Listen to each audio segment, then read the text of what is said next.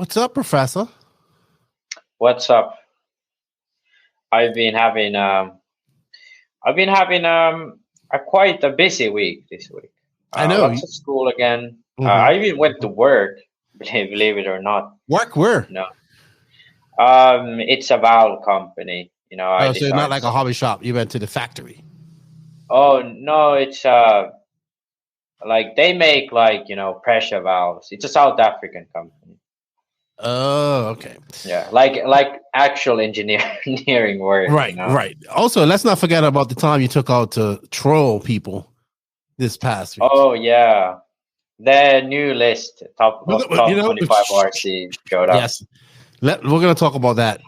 That's actually news. Yeah. All right. You know what? I think we should just get right into it. We got a lot to talk about, and we got to look at DNC and all that good stuff. So I say we just drop that intro, and I always have a hard time finding this intro.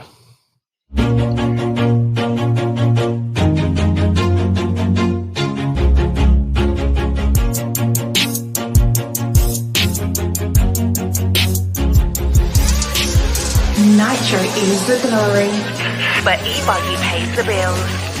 Welcome to the No Name RC podcast. Get ready for some serious bench racing. But be warned, we speak our minds, express our thoughts, and sometimes things can get a little rowdy. Hate, and he just was influenced by the hate coming from the left, the hate coming from the right. And let's get back to more club racing and less of this money-grabbing book racing. It's hard not to be arrogant when you're always right. Yeah. See what I mean? That's exactly why people call you arrogant, Max. You may not agree with everything we say, but it's definitely worth a listen. And our pick, can you stop whatever you're doing? Join your host, Lefty the Great, with co-hosts and guests as they get together to chat RC. Hey, after that race that I watched this morning, I have to talk about it.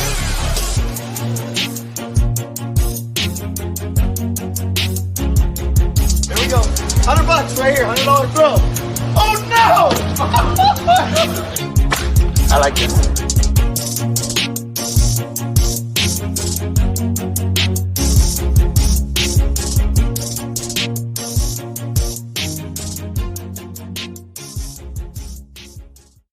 Yes, indeed. Nitro is the glory, but e-buggy pays the bills. What's going on, everybody?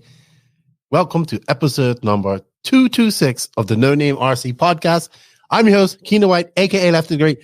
I have a big smile on my face, Max. Sorry, my co-host to my virtual left is Max. Because in the intro, I'm listening to the Ghanis laugh, and I know I'm going to hear a bunch of that next week. Yeah. And it's going to be crazy. Welcome, everybody, to episode 226. This week, our guest is Brent Densford. He comes on. We have a great chat, catch up with what he's been doing and all the growth of Beach RC and everything that is involved in. Thank you, Brent, for coming on, and Beach RC for all their support. We're going to do some high-tech RC news this week. We're going to talk about some of the stuff going on in the RC world. I don't know. We don't have a rant yet, but we definitely have some questions from you guys that we're going to take a look at. So, yeah, another long podcast this week. But you know what, Max? This is actually podcast number 4. So we're recording this on a Friday, but this is going to be released on the Monday before I go to DNC. So this would have been 4 podcasts in like a week. Just not over. Yeah. Yeah. You done so many? Yeah. So we did one with Robert. We did our 3.5-hour podcast last Friday. Yeah. Then I did a recording with Warner Crime and Aiden Horn for the INS race. I was actually supposed to do one more with Hefty about the snowbirds, which I haven't done yet. And then I did I enjoyed the recap with Robert. If you guys want to check that out, it's 225. He recapped Montpellier, so I really got to just pick his brain. I think I was the first person he talked to about the race. I don't even think he talked to JQ or anybody about the race yet. So he told me about his race. It's a good, quick listen for both of those. Go check them out. So yeah, dropped a lot of podcasts this week, and when you're listening to this, it will be the day before I travel to DNC, which I'm super excited about. We're going to talk about that in a minute, but I just wanted to say thank you to all of you guys, the NNRC squad around the world. You guys continue to support the podcast. Thank you for all the support. If you aren't listening to us on the audio version of this, please leave a review or comment. If you want, we are, we're kind of more focusing on the video side of things, but I know a lot of people still like to listen to the audio side. But if you can, go to the YouTube. When you do, hit that sub notification, like or dislike button, leave a comment, share, helps us out. Growing the YouTube of the NNRC is extremely important. Thank you to the patrons of the NNRC and the YouTube membership. You guys get perks like early release. You'll get early release of this podcast. You got early release of every podcast this week, I believe. And I'm going to get you guys some special swag when I go to DNC. So if you wish to become a patron or a YouTube member, you can. The link is in the written description of this podcast. Also, we can't do this with these awesome companies that support us. Remember, everybody showing these companies some love. Shows the podcast some love. We have affiliate links, coupon codes where you can save some money. For most of these companies, if we don't, please leave a note saying you heard about this on the No Name RC podcast, Nitro is the Glory. They are invisiblespeed.net, High Tech RC, Mayako, Sun Padal USA, TNR Fuels, Techno RC, Beach RC, Clinic RC, Lugs Racing Tires, Ignite Design RC. You can save 10% with the link in the written description of this podcast to the end of the month. Get that gas truck conversion. RaceCraft USA, Carl RC. You have a link for 10% off of that. NNRC promo code. RCGP, House of RC. Shout out to Ronafalk Racing, JTP RC, 36 Mute, and the Dr. Alexander Hagberg. Max, I have a couple shout outs. What up? You sound like a professional podcaster. It took 226 episodes for me to get that right. Yeah, that sounded amazing. I'm like all in awe. And it was done quickly. Yeah. So 226 episodes. So I should have it right by 350 on a regular basis. Yeah. I want to say shout out to my good friend Axel, whose birthday was yesterday, Thursday. I'll be seeing him. That's who I'm hanging out with and staying with at DNC. Getting excited about DNC too. See Salt to join on, guys. Congratulations to BNT RC Raceway down there in Florida. Our new sponsor, Ignite Design RC. Jimmy Woodley was telling me they're getting a roof on their track. So I wanted to mention this because RC is just that popular in this area of Florida. They're up there on the Panhandle up there, and they have this track, and the government is putting a roof on it for them, so they can race. That's great. That's great. Yeah, that's good news. Yeah, I think people ought to utilize government aid, because it is a very good family sport, and it's very good sport for the youth, and especially like for people with physical disabilities. It's like everybody can do it. Everybody can do it. Yeah, it's for everyone. So yeah, I think that should happen more often.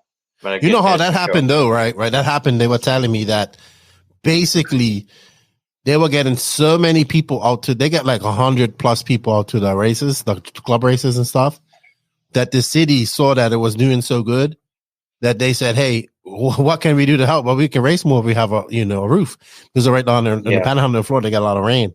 And the Southeast most desperately needs a 8-scale track with a roof. So, and it's going to be a really nice facility. So that's a success story, I would say, once it gets done in RC. Like they had nothing. They started a track. And I believe the guy, Jimmy, actually started a hobby shop because of the track. And he's like, dude, I'm booming. He goes, racing is the glory, Keenan, but Traxxas pays the bills. So, yeah, I think, I've been, puzzling with the same issue here in Finland. Because we have a lot of clubs which have like a professional, track, like race track, first and foremost. But these clubs ain't doing too well. They do all right. But usually, if a guy quits who's like does most of the work, then it all falls apart, But then some clubs just rely on, random people who show up and like to drive. And I think, it should be, taken more into account. That you should obviously the best way to have it is have 2 tracks, one professional racetrack and one, for bashers and stuff. So then you have, both crowds there. But but this track has a bash field, everything. Yeah, like they have everything for everybody. Yeah, but if you want to bring people in, you have to, take the more casual RC. Well, that's what. So being as one that tangent, so I got a buddy who was like, "Hey, look, we can get this piece of land in the middle of the city here in Santo Domingo. It's be a paintball area." And I was like, "All right, if we do this though, we got to cater to everybody." Like, we got to have a crawler course. I said, we got to make a track. I said, we got to make a track. I said, actually, we need to make 2 tracks. Or we need to make a track that can be easy for everybody, maybe an oval in there, if we can get some electric guys down there. And I said, we need to look at artificial surfaces as well, because we can't be doing with dirt. It's just too hard for people. So hopefully we'll see what happens. That's something I'm going to get into when I get back. But congratulations to this track. Happy to see that. Also, big shout out to our good friend, Jack Parsi, young Australian racer, made his first trip over to New Zealand. Did very well. I think he finished second in e-buggy and nitro buggy. Good to see our friends over there in New Zealand.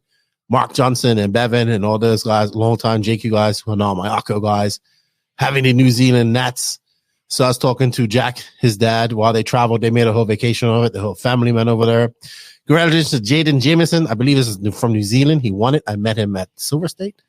So good to see I think there's a race going on this weekend. It's like an unofficial RCGP race that they have in Australia. So they're having that this weekend. Get well fast to Tim Long. I think he was at a race this past weekend or something. And maybe, I don't know if he had a heart attack or something, or he fell. I think he might have fell, but it sounds like he broke some ribs. And I don't know, might have got a pacemaker. I'm not sure, but I saw somebody post about it. But he seems to be on the mend. So that's good to her. Shout out to Tim Barth. Keep your head up, going through some serious chemo and radiation. Remember, we have a link for his GoFund for his medical fees in the written description of this podcast, and also trying to help out a club so they can get back on their feet. The R-Core racetrack there in Albuquerque, our good friends that I was talking to Shannon Briner, who is the girlfriend, wife of our good friend Mike Norris. They're doing some work at the track this week, and anybody that wants to come out and help can. So if you're in the Albuquerque area, used to race 8 scale, they are building another track. Go out and check them out. They need your help. They need to get the track going again. So yeah, there we go. One track that's doing well and got a roof on it, and another track that's struggling to reopen again. That thus goes RC, you know. So yeah, and the unfortunate bit is you can't always, you can't always affect the outcome. It's a bit of luck in there too. Yeah, I would agree. All right, Max. Real quick, what did you get your girlfriend? Do you subscribe to the Valentine's Day spend all your money holiday? Well, personally, I refuse to accept any sort of big holidays like Christmas and Valentine's Day and like Halloween, stuff like that. Like holidays that are designed for you to just spend money on shit. But I did have to cave a little bit, and she insisted. So I did get her some chocolate, and I agreed because we were busy on Tuesday. So I agreed we'll go on dinner tomorrow. You know what? I stood firm, good buddy. I've been doing it for the last couple of years, staying firm. No gifts. Yeah. I did say Happy Valentine's Day, and then we moved on. Yeah. She hinted though, look at what I could have for Valentine's Day, and look at this, and and all these different me. I'm like, no, I'm standing strong. The most annoying bit is in Finland, people don't even celebrate Valentine's Day. People just celebrate like it's more of a friend's day, in here. Like, yeah. But then because of social media and Instagram, all these women look at that shit on Instagram. They're like, oh, why can't you do me this as well? So yeah, that's kind of like how I felt. But I didn't cave. But you're young. I understand you got to cave. Yeah. So that's all that American social media bullshit infecting our intellectually superior women. I think it's been done, man. Valentine's Day is the European thing just as much. Hey, dude. No, it ain't. I mean, maybe European, but not like, at least not big. Finnish. Dude, everybody here was selling stuff. Stuffed animals and flowers and balloons. All for nothing. So nice. I'm like, I'm not getting none of that stuff. Yeah, fuck that. None of it. Don't even look at it. None. All right. We have some news to go on. Then we're gonna go into some questions. I think that's it. I don't have any more chitter chatter to chat about. Look at Max looking. You're looking over like, is she gonna hit me or something? Yeah, I'm just making sure what kind of a beating I get tonight.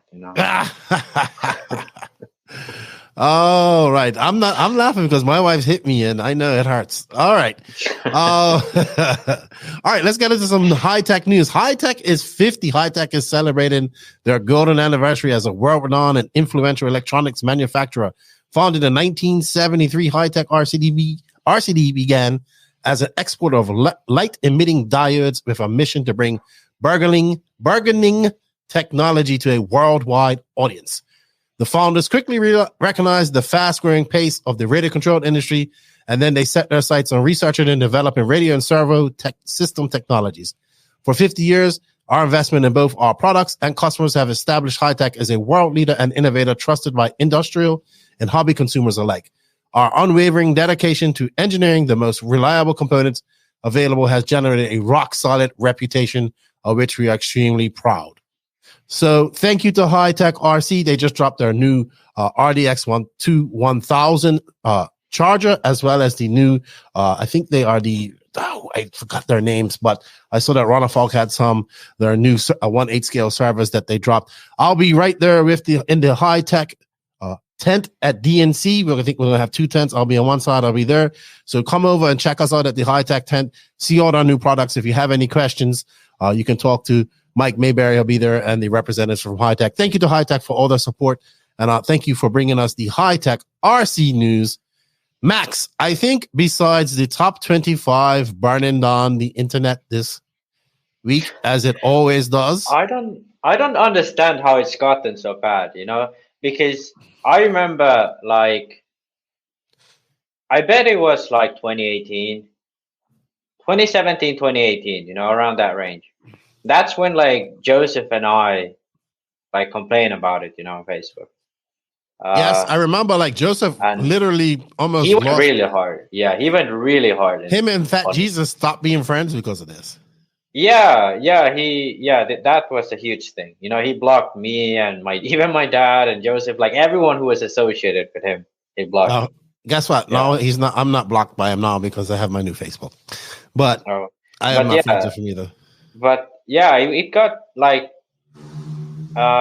think I talked with Rick after that, and then I don't know when it was. Was it immediately after? But then now it's kind of okay, I just think there was, initially there was a bit of an American bias, but after that it's kind of died out. And to be honest, since then, since then, trigger the Italians a lot.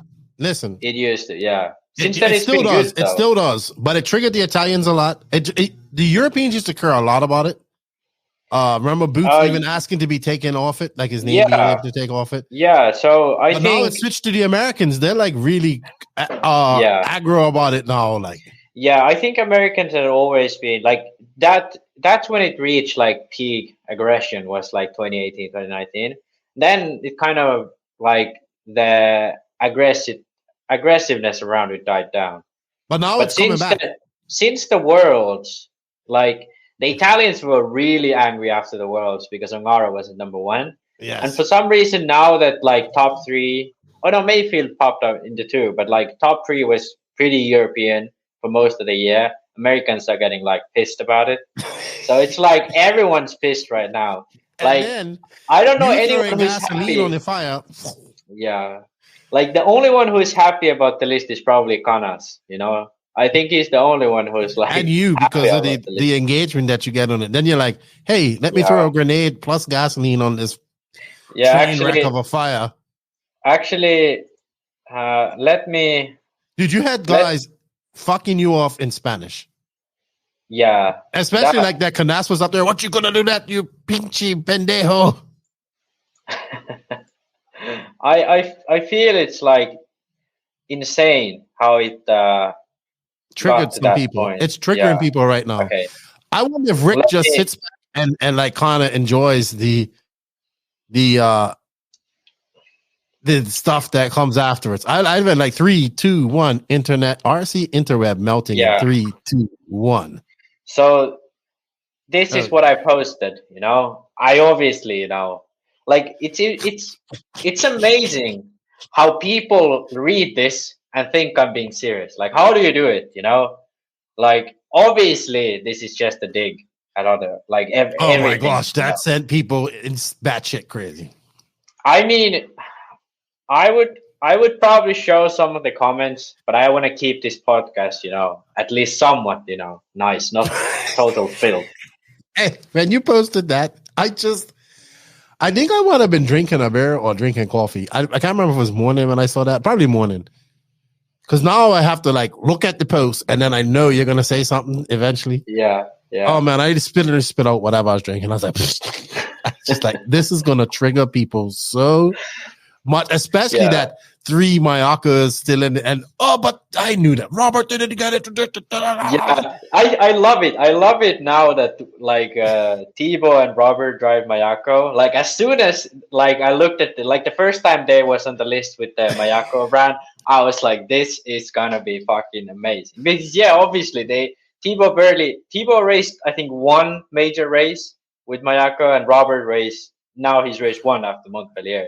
So obviously all of the results. No, he did bump his results up a bit after Montpellier. Oh, yeah, actually, Robert. So I mean, maybe if he bumps up next time as well, I'll use that. Hey, but all I know is that the funniest shit is Mayako is actually the most popular car in the top. If you look at it, obviously, people are gonna get so triggered at this. Obviously they haven't gotten there with Mayako. It's the list goes on for the 2 years. So even David has results of the time he was racing HP, and I bet some other drivers have results from the time they were still on the previous brand, even though they've changed a year before. So it's a long time, the list goes on.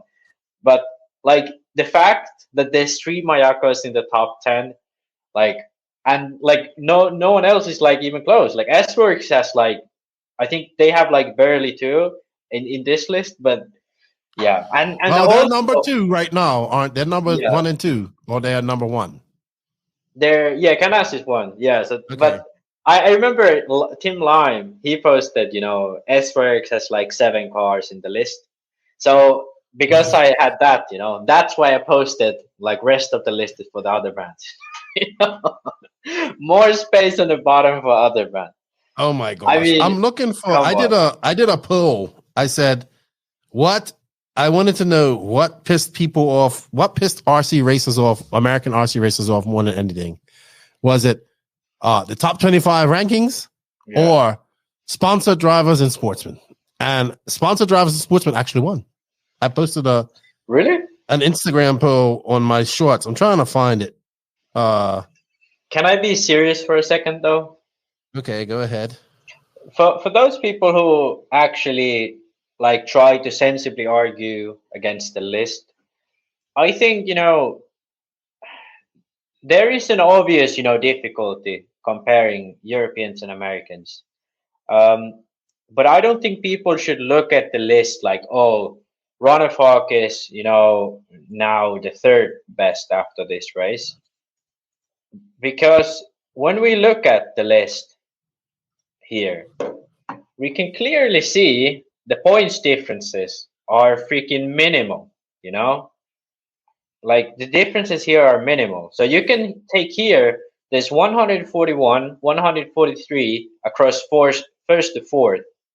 But Fend is down at 130. This is because of his many retirements. So is Testman at 128, Berton is at 120, where Thibaut, Battier, Bornhorst, Fuller, Boots, all are around, 110, 115, and going down.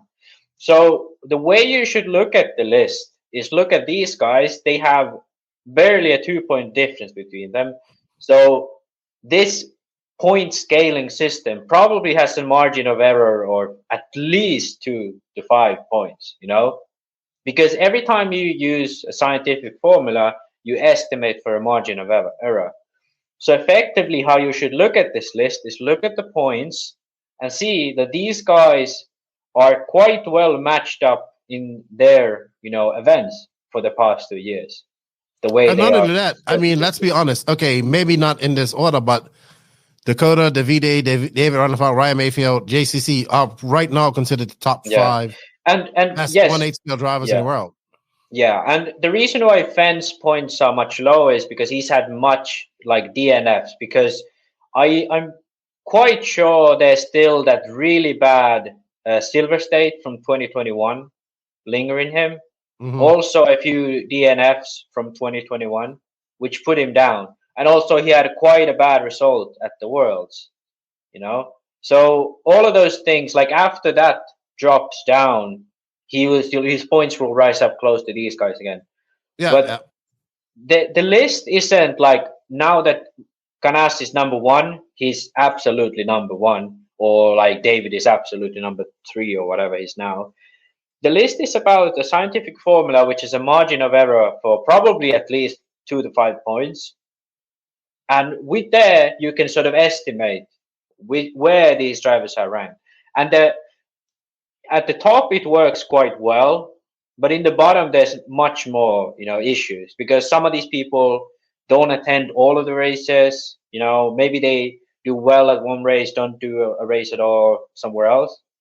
And then also, if like some people may not have a big enough sample size, like McBride, for example, he was one of the, I'd say, top 10 races for most of the like last 3 years, at least before COVID. And he was nowhere to be seen on the list because he just didn't get enough races in to gain those points, So if you talk about the list seriously, you should look at how it works and look at what it produces, the result it produces. Yes, we can argue if they put too much emphasis on certain type of results. Should they factor in DNFs? Maybe. I'd argue yes, because we're trying to. If it's independent of a driver error, then I think that DNF should count as throwout, unless there's like too many of them or something. I just keep it in because it gets people triggered. That's all I care about. Yeah, is the engagement afterwards. Yeah, that's but I just wanted to make this point clear, so that for those people who actually want to have an intellectual, discussion about this, I don't think there's many people out there, but for those very few who do want to, that's why I wanted to offer my actual thoughts on it. But that all being said, there's 3 Mayakos in the top 10, baby. Screw you, everyone else. Okay. I think that hurts people. Anything JQ related in the top 10 right now is painful. All right. The other thing that broke the internet this week, and I tell you, man, my detective skills are getting really good, Max. Oh, the Elstrom. Where there's smoke, there's fire, Maxels. And oops, I lost it. There we go. I have it too. You have better pictures? Yeah, let me just. I'm just using the Facebook pictures. Oh, here we are. Yeah, I got some. Let me remove this. So we got this new Speedo coming out of the Czech Republic. Czech Republic. Yeah, Czech Republic. That's where Martin Bayer's from, right? Yes. So Bayer is from Czech Republic, and there used to be a country called Czechoslovakia, and right. They are right next to each other. Their cultures are very, not the same. They are different, cultures, nations. Okay. But they are still they have a long history together. The language is similar, not the same, but similar. Okay. So I said something's up because Martin Bayer and Max Gotzo both left Hobbywing. We can see what's up. This was a big talking point this past weekend, obviously because of the screen that we have here, Max. Also, people were saying that it's too big. But here we have the Elsaram. It's called the company's called Elsaram RC, and this is their ESC called the Nitride. So, what are your thoughts on this, Max? Yeah. So I think. Can you see my mouse cursor? Yes. Okay, good. Yes, you can. Because so I can point to things. So to be honest, it is quite large. I'd rather tempt them to take out the screen, put a Wi-Fi dongle, and then lose a little bit of the size. But I do think it's interesting. Here you can see it has all kinds of info, like battery voltage, temperature, also motor and ESC temperature, and believe you can tune it whilst driving, you know, and you know, like it's just the clicks, and I'm not sure if they do have a Wi-Fi. I don't know. That's like the most interesting thing about this. It looks really nice, you know. It's really, you know, slick looking. It looks like something futuristic, kind of. Yeah, like how it just looks tidy. Yeah, that's going to be a really good thing for, like, especially the American market. You know, they like that. Things looking cool. And it's made in Czechs. What's the quality like? Is it similar to like what they're getting out of Slovakia and stuff like that? It should be really good. Like, as far as I know, Czech Republic is quite good with, you know, electronics. And yeah, I mean, I'd believe it to be quite good. You know, I'd rather have something from Czech Republic than from China. I believe. Okay, that will be. I guess they would get to. I know they got to have the blinky modes and all that stuff for America and for that stock racing, but it looks pretty cool. It's made out of aluminum, all aluminum. It doesn't have any heat sinks, anything like that. And I heard a lot of people talking about that. Yeah, I do think, you know, from an engineering standpoint, you know, like looking at it performance-wise specifically, it's not very optimal design. You know, you have a screen which most likely isn't very, you know, it wouldn't dissipate much heat. Then you have the slick surface, which again, not ideal. And then, you know, overall you have the buttons and stuff and everything like that where the heat would naturally go easier. So like heat, how it handles heat is gonna be a little bit of a question. Perhaps it's like so good that it doesn't, you know, doesn't warm up. And to be honest, most of the time, like overheating isn't an issue in these days in ESC. Mostly the engine which overheats. But yeah, I think, to be honest, like the only thing I would like is it would be a little bit smaller, you know, because that helps with everything. I don't know about the weight. It looks a bit heavy, but in the end, what's going to matter is how it drives. You know, it's mostly software these days. What matters in ESCs, you know, it's like the way that it, you know, handles well, and you know, it doesn't have any power cuts. You know, because it's like it's very fine margins. You know, how the power is delivered and all that. And especially when we have so much power, so that you have a nice, you know, controllable power band. Yeah, I would agree. So people who are listening to this on the audio we were looking at the pictures. You can find it on LSRAM RC on Facebook. All right, next up, Maxwell's was Montpellier GP.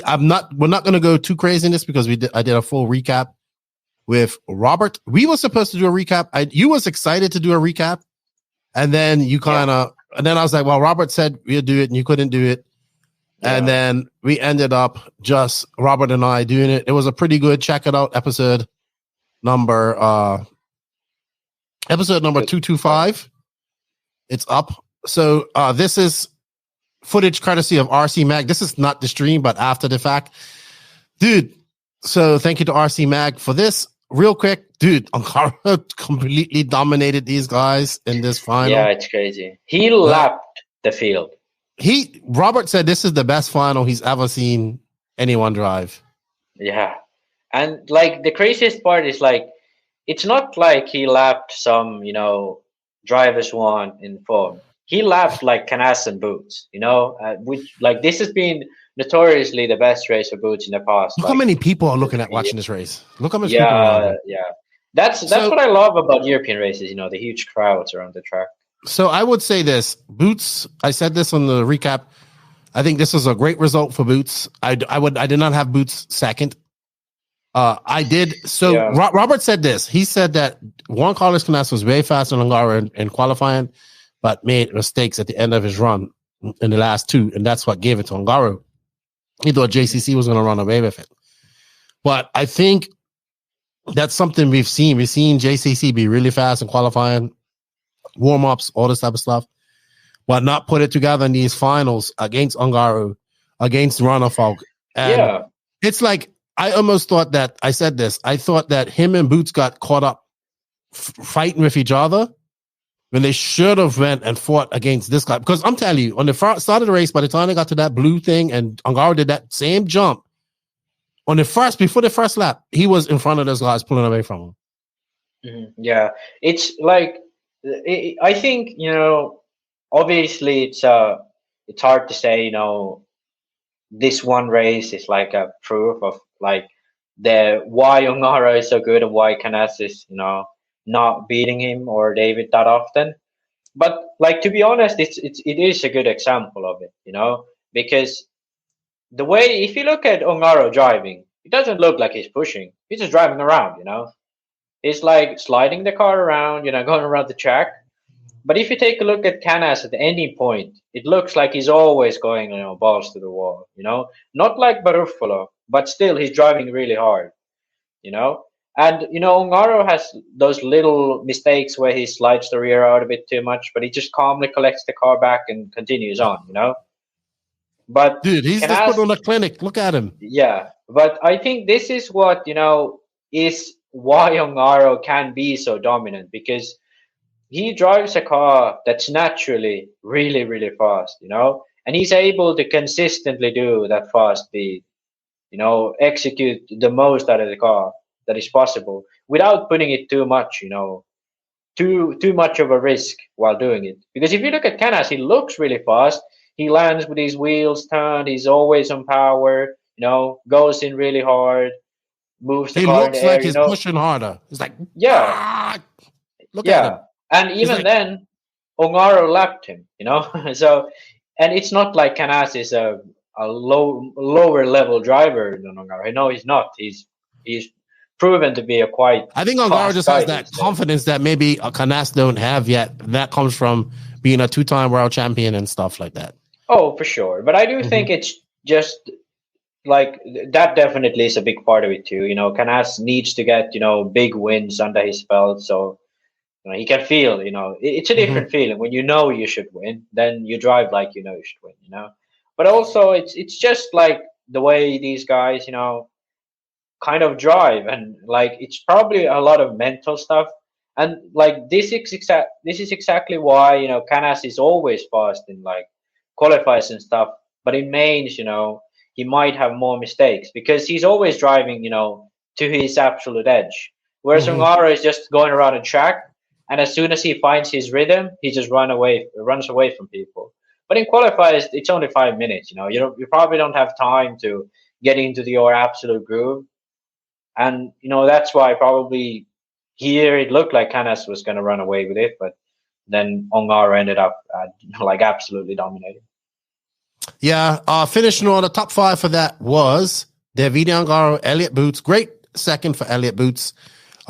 JCC, Ricardo Berton, kind of a quiet 4th. Robert Batty, dude, we changing his name to Bobby the Hard Way because he did this the absolute hard way. He was telling me about his story, but he had to go through the LCQ, and he did. I knew once I saw him drive that, I was like, okay, finally Robert has stopped smashing the car, and to some extent, and just like. That's what he would do in South America. You go out there and you watch Robert, and I'll be like, he doesn't look like a professional car driver on his first few laps. Yeah. And you're just like, how'd you make that? Sometimes you're just like, and then like a few laps in, he's like, then you start seeing the professional car driver, and then you're like, like, wow, So he made it. I think I told him, I said, I think 5th was a great result for you. Especially with his first real race out on this car. I think it was. And also, like on a track like this, starting from the back isn't easy, No, he started in 13th. It's a tight track, so there's no hope of like getting all the way to the front. But, so he said that. I don't think he could have challenged for the podium. Probably, I think Canas and Boots were really fast. But I think 5th is a solid. Yeah, he could have. So what happened was he actually missed a lap when somebody crashed him, and then race control was not recognizing that he was in 5th, and So they were letting Parente and all that lot know that he's in, so basically he had to fight for position when he didn't have to fight for position. Yeah. So, but I thought a great race for him. I knew he was well relieved because imagine if had he not made this main, the shit that would have been talked would have been immense. But we didn't see Canas or Boots or anybody go up and challenge Ongaro. So a lot of people said it wasn't a good race, but the mid-pack racing was great. I will say this, that I'm so happy. I'm glad that we have coverage, and looking at this video, they did a really good job. But trying to watch the race was very difficult because they were using the announcer. So the announcer was announcing the race. You could hear him in French, like talking about Robert, talking about this, and you could hear the battle going on in the back. Yeah. But the video man guy was following, I think, Leonardo Valente in 12th at one point. And I was just like, come on, look, having worked in a stream all last year with different people and seeing how Nick does it and working with Danny, the cameraman have to be directed as well.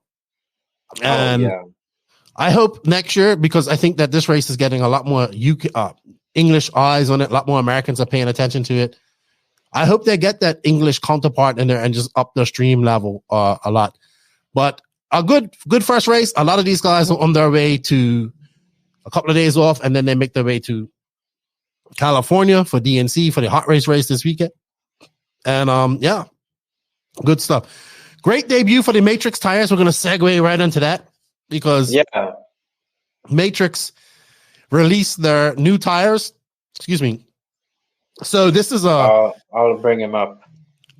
You have them. So this is a Star. Let me remove this. Thank you, RC Mag, for your coverage, by the way.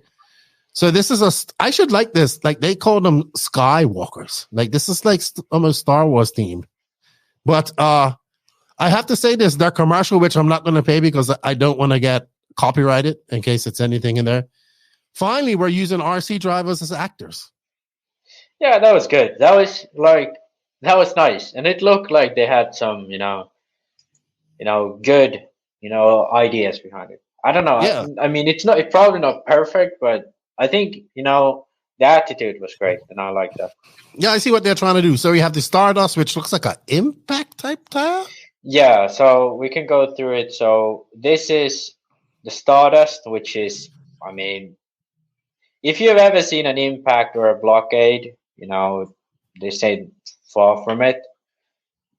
But I think, the thing with tires these days, it's not really about the thread pattern. It's more about the rubber, because thread patterns are really easy to copy. It doesn't take much effort. But the rubber compounds are something that really, separates the manufacturers from each other. But yeah. So that's the Stardust. What's next? This is the Stardust. And then we have the Nova, which is effectively the same. Like a Vesuvio or the Sismig. I think it's Magma. Yeah. What is it called? Magma. Yeah. So it's, again, not very, not very, they aren't reinventing anything. Let's put it like that. Right. This is double down / Amazonia. It's not exactly a double down. Smaller pins than a double down. It's a little bit smaller pins than a double down, and it's more space, I would say. Yeah, but then like the edge is kind of like double down and not like Amazonia. So it's like between an Amazonia and double down. And then the last one is like Sahara from Hot Race, or I think it's Electron from Proline. So thread wise, nothing. I gotta say I'm a little bit disappointed, but it's the compound that really matters, and I do like their branding. They definitely have some like Ongaro dominating. So Fresh they race already out. have some good. Yeah, they already have some good results. I'm sure as we're testing, it's what as we're talking now, it's 351. I'm pretty sure Ron Falk and everybody's at Revelation somewhere testing out tires right now. Yeah, I'm interested. Like, they don't really have a small pin one. Like, I didn't see a tire fit for DNC, Maybe has one. Maybe. Yeah, maybe they have one that they just couldn't release it. All right. One more release that caught my eye this week was the Nemo N1 buggy.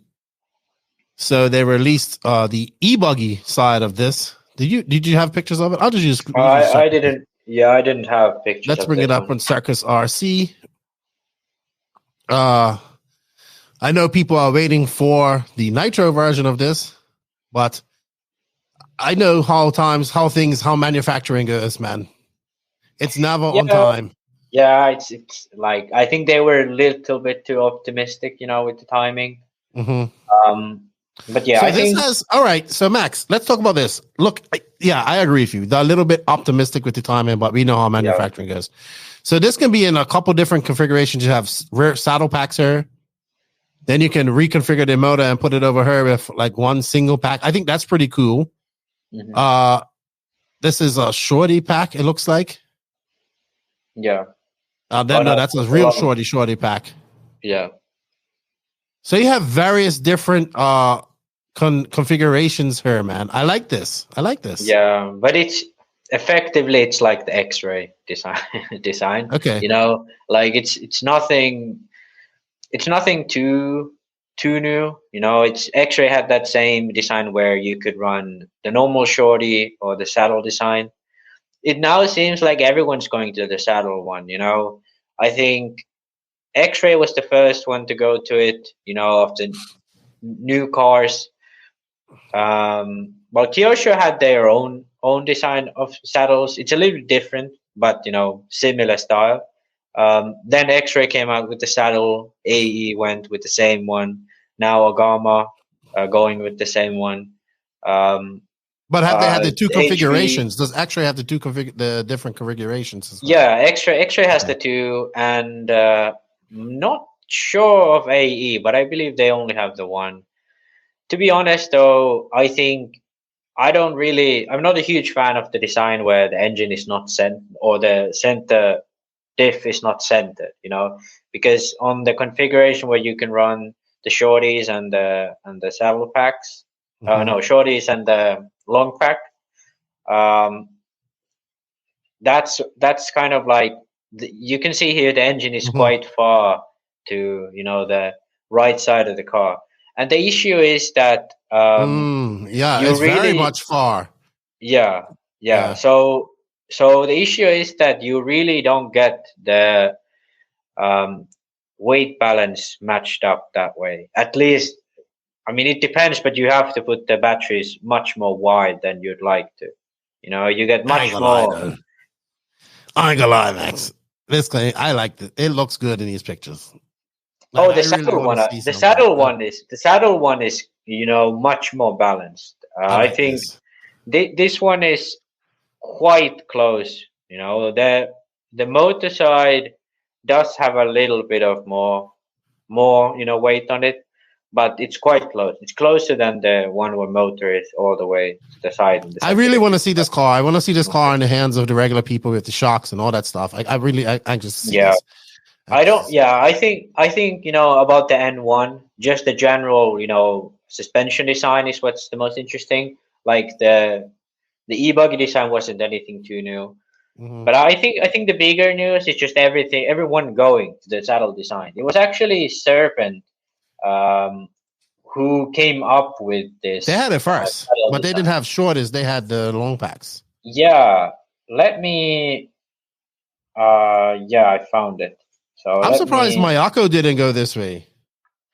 Well, the designer of the Mayako is a person who likes to do things his own way.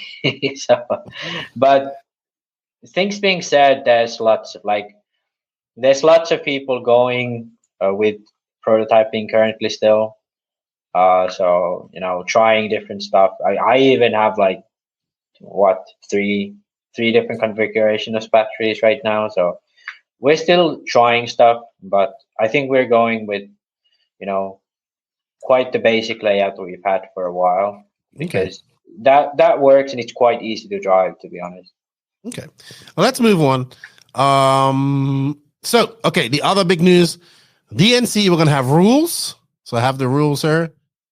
Class rules, which I'll be honest with you, I don't really care about too much.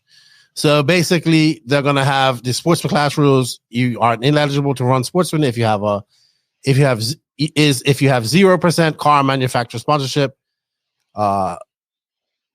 If you have, now this is more where I like is if you're a sportsman class driver and your qualifying times are in the top 15 of the intermediate class, then you must move to the intermediate class.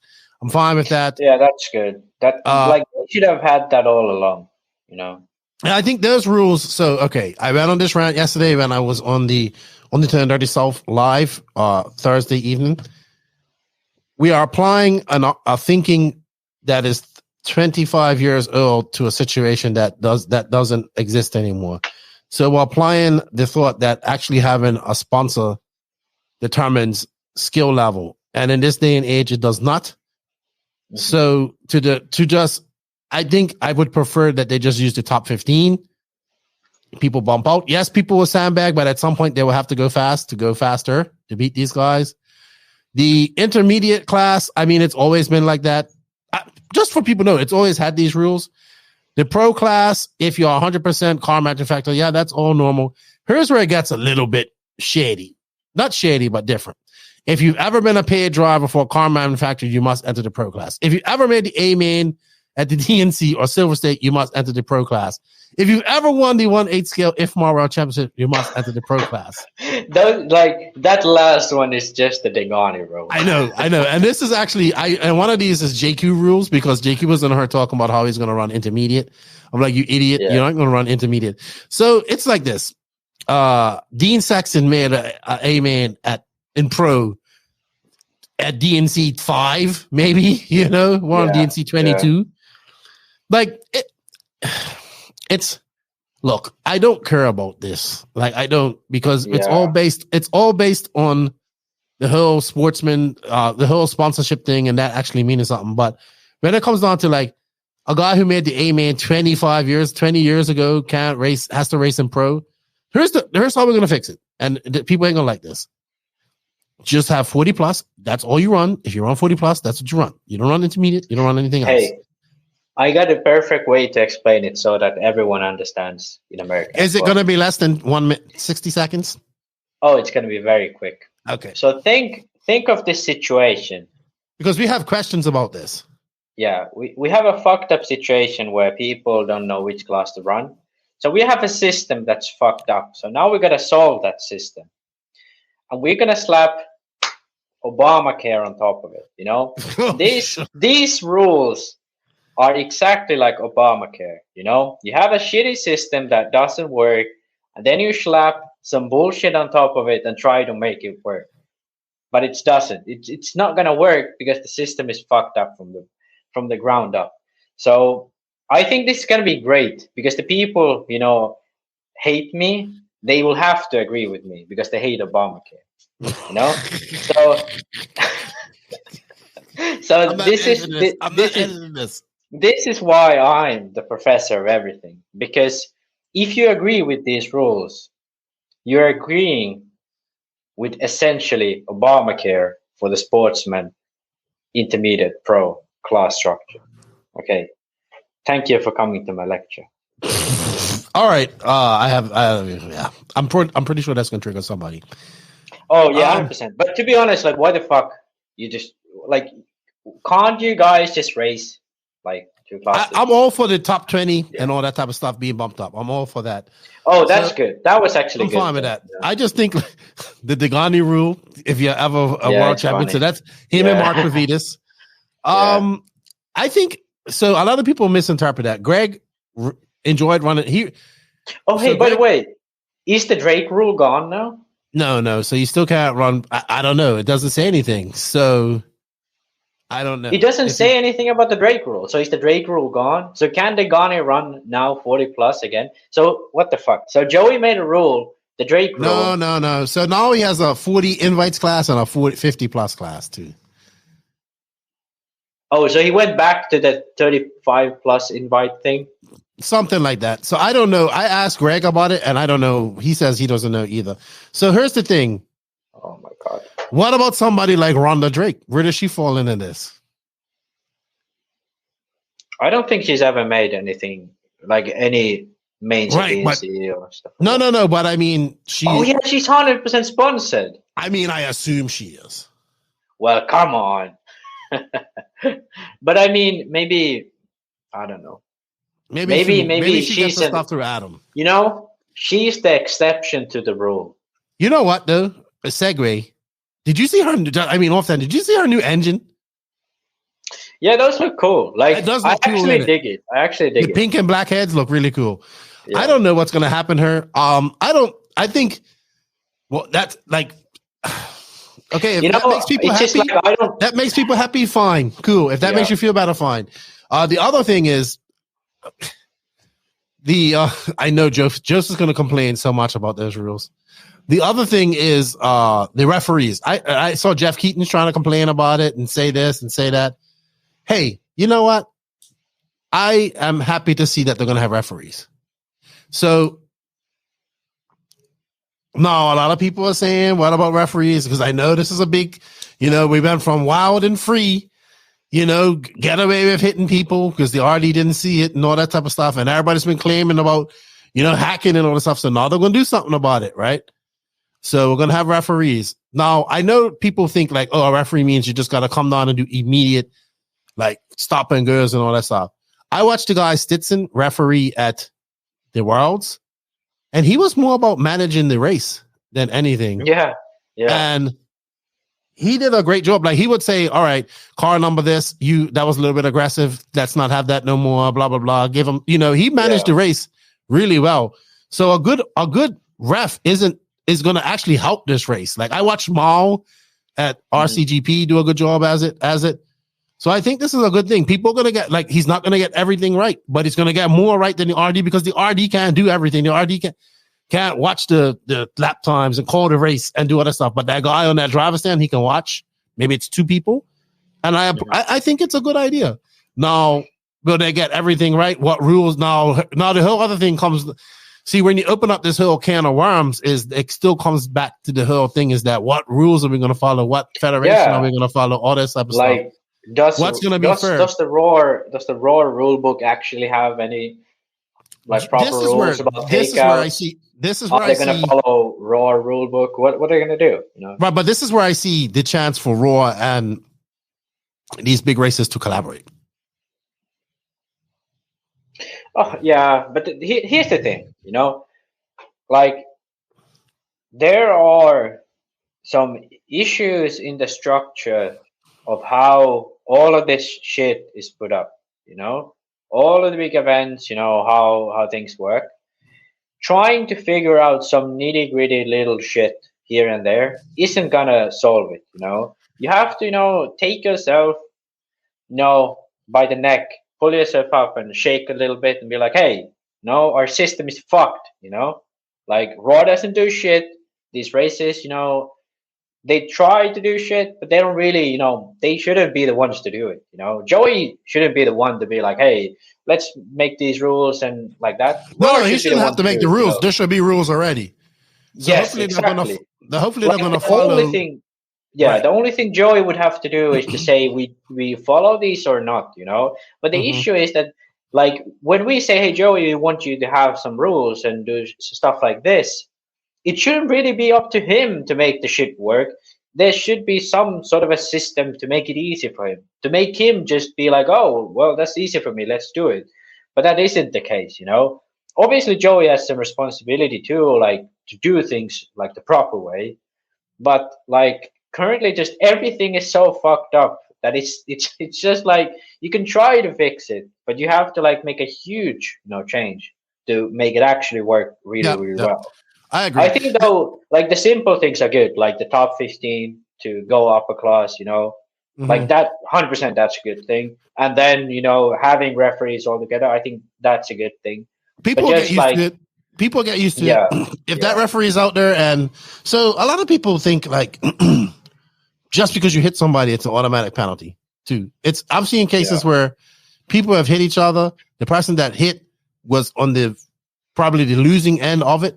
And the person that got hit didn't really lose anything and no penalty awarded. You're not going out there to stop hard racing. You just need to stop. Look, there might be times where contact might be like, hey, 50-50, keep on going. There's probably more times than that. Yeah. And also there are those situations where, the RD might see two guys fighting. The one takes out the other, a corner before, and then the next corner, the other takes the other, and only one of those situations gets penalized, It's also, stuff like that is annoying. And then I don't think they're gonna get it right every time when they do this, but it's a start. And for people that are complaining about it, like, where do we start? Like, you have to start somewhere. So I give 100%. I give Joey props for getting them in there. And but I still feel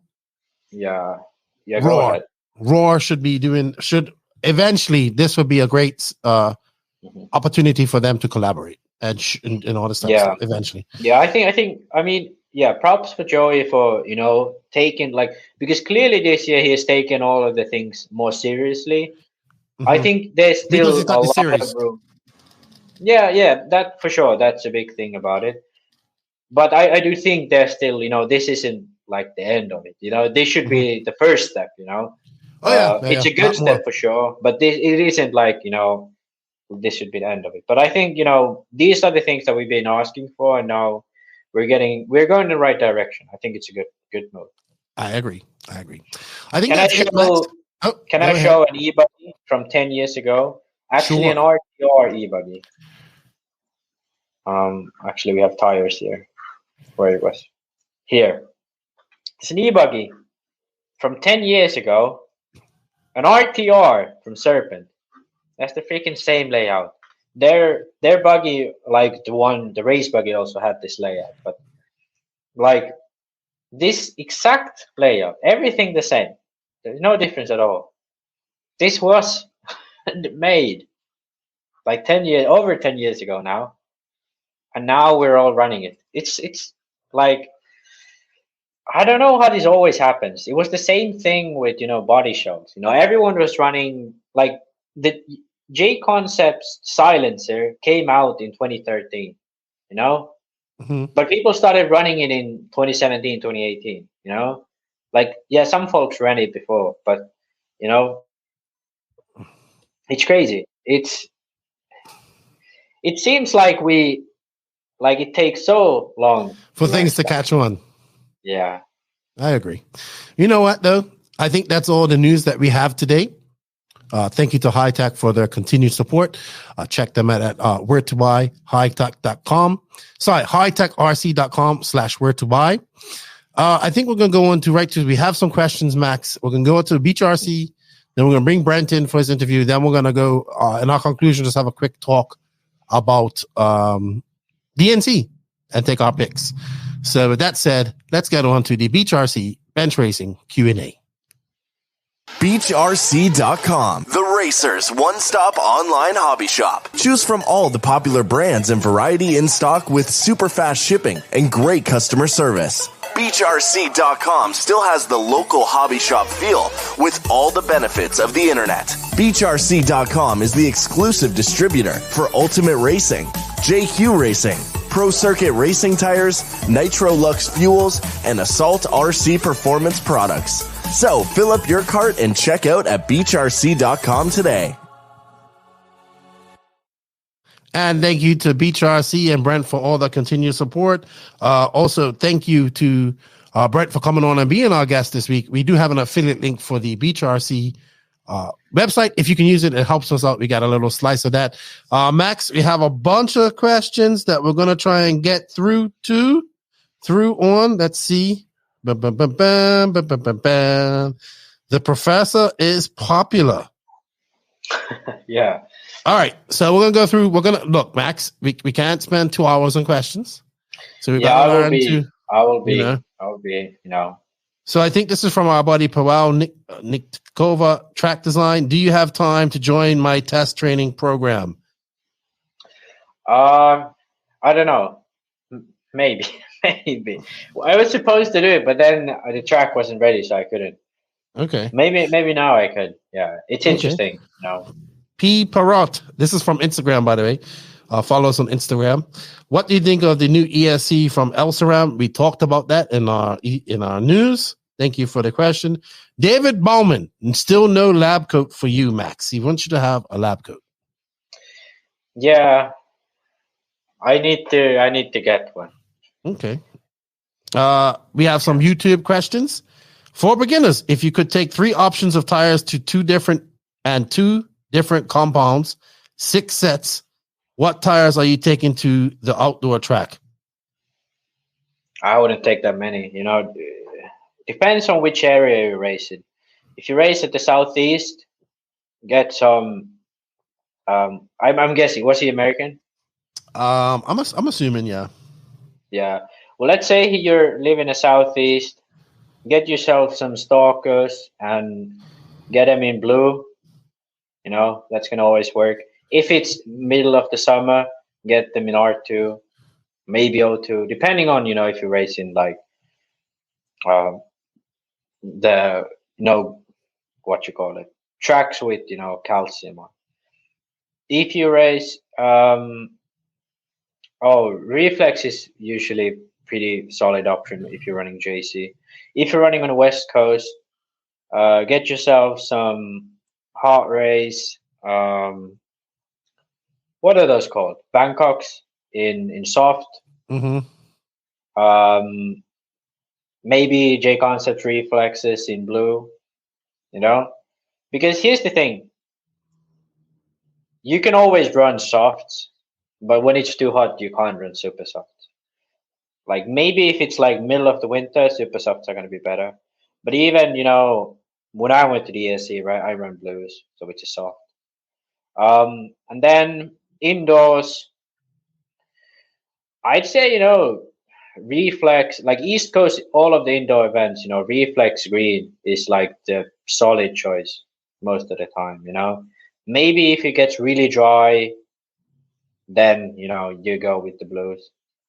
But you're safe with those always. Okay. Then I think I covered most of the bases. But if you go through those answers and you can see sort of a pattern, which tires work the best. But some specific tracks require other tires. If it's really there's a lot of tire where it's an abrasive surface, then something like Amazonia in like even medium could be a good option. Okay. Chumley RC, I have a question. Why does the show kind of make fun of 10th scale 2-wheel drive buggers? I think I used to make fun of stock more than anything. Yeah, maybe he confuses, stock with 2-wheel drive. But no, I don't actually. I actually am a fan of 2-wheel drive. I don't know. I think I made more fun about 4-wheel drive. I actually I'm all about stock now, so I'm cool. You're all about stock? No, I still hate stock. Okay, I don't hate stock, but I hate the way people, do it. It's awesome. Daiquiri Man asks, do you guys dig vintage skiing? Have you ever built a clodbuster? No, but I've always wanted a clodbuster. I used to drool over that. It's the Tamiya monster truck. Oh yeah. I've always used to see them in the magazines and I want one so bad. And then somebody would have like a super modified one and put it in Rita's rides. I thought it was so cool. All right. Kevin Mendez has a question about the Kingpin knuckles in his MX-8. Man, I need my glasses. Something on the center of the knuckle, and he had to use a red spacer on the bottom and a red spacer on the top to center at the knuckle in order for the short Kingpin with the hole in the bottom to sit flush. You would know more about this than me. Yeah, so basically if you run I'm pretty sure if you run the knuckle in the center, you run the short ones on both ends. Oh no, the tall one in the top and then the short one in the bottom. Maybe I'm wrong actually. I'm confused. I have no idea. I gotta be honest. It's been a while. I always run the knuckle down. I think he got his answer though. I think he got his answer in the Discord, or Tony helped him out, he said. Yeah. All right, let's move on. Mark Thomas, realistically, how could North America implement a system to compare with EFRA, where you have ranked drivers for A and B Euros that would mirror the American split between intermediate and pro Sportsmen should go away and be replaced by novice. Damn, I sound like arrogant Max. Is this what House of RC was meant to do? Does House of RC compile Lifetime, My RCM, and other scoring systems? Well, I don't think House of RC, truly, like, it kind of does that, but it doesn't. That's not really the purpose of it. It's more a platform for, all, like a hub type of platform. Right. That My RCM would have to be filled in there or something? Oh. I mean, you could. I mean, it's just that like the race organizers would need to upload the results to House of RC, and match the profiles and all of that. So, but like not nearly enough are doing it that it would work in that manner. But I think like people sort of overestimate effort because the Euro B, Euro A system, the way it's done, it's just that if you have, if you finished in the top 50 at the Euro A's, you can't race at Euro B's for the next 5 years. Okay. It just works that way, So there really isn't any specific thing about it. And I think EFRA has actually kind of, forgot about the Euro B's a little bit because it used to be a very, very big nice deal. Big deal, like Lee Martin won it, Ronnefolk won it, Marufolo won it. I have no idea who won it last year. Yeah, exactly. Like these guys who win it, like they don't really, they aren't significant. But back in the day, it used to be very big, drivers. Like, to be big drivers. All right. Well, let's segue to. Sorry, go ahead, because Charlie Mack actually talks about this as well. Yeah, but I think to answer this guy's specific question, I think it's actually just more about marketing, because if you look at it, Raw Nationals are always like full. For the past 2 years, everyone said that it's just like race to like entry soon enough so you get in kind of thing. Like it's sold out in like 15 minutes or something. So rather than everyone just going to this one race, you have, 2 races like this. And one would be, the Raw Bs where it would be not like the top guys. Like maybe someone, well, I think Lil Bump is too good already, but Lil Bump 2 years ago, maybe he could go there, drivers like that. Here's what I see. Joey Bardon's, those type of guys, maybe. I think he's already. He might be too fast too. Yeah. But it's kind of those guys who, does Jeremiah Robinson or what is his name from California? He's fast. Yeah, but he's flying now too. He's fast. He's fast too.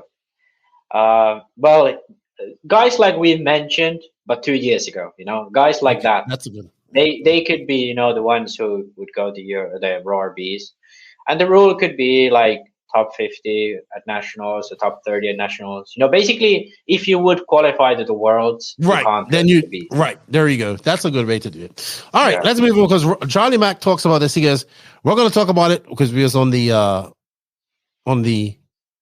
Turn Dirty South podcast last night, Thursday night, and I have to say, Charlie Mack, Keith David is definitely an iconic voice actor, more iconic than James Earl Jones in the voice acting community.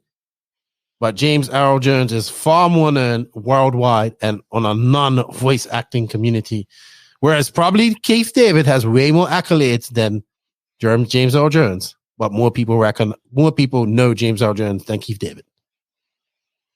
This was an argument that we had last night. Yeah, I have no clue about this. Yeah. Okay. Anyway, he says we have the data coming from events that can be used to create a skill set biased system of classification. Everyone has raced everyone by the 6 degrees of separation. Even Lifetime has the driver ranking feature. It's just currently a manual feature. In a perfect world, we'd rank drivers 0 to 10 when you sign up to race. In RC, you create a profile, much like in RC sign up or House of RC. You got an individual driver's license. Your ID number starts at 0 and gains points to 10. Your results are then ranks you based on the level of competition you compete against. then you'll see true potential to and grit. Zero is your beginner class. Your hometown weekend warriors might pull in a 1 to +3. Regional racers are 3 negative to a +6. National none 6 negative to an 8+. And international phenomenons 8 negative, 9 and 10 being reserved for pro. Sorry. I'm thinking it's negative. Pro license issued. Kind of similar how they do it in BRCA, like F1 licenses and stuff like that. Okay. Yeah. So I think that's a great idea. But so the main issue is this: the events that are organized aren't, in any way licensed. They're just random events someone threw up. They could be in the freaking backyard. So that's one issue. So you can't really make like, oh, this guy gets to go to the Worlds based on that. But instead, I mean, the issue. Okay, here's the issue. That would be a very, very cool system, and that would be like very like. If you wanted to do that, America would be the perfect place to do that because every single track uses live RC. In Europe there are many different softwares, but in live RC everyone uses it and it's always connected to the internet. So that way it would be very, very easy to do. In like obviously it's a big project to get the formula working right or all of that. Need to choose what you value which way.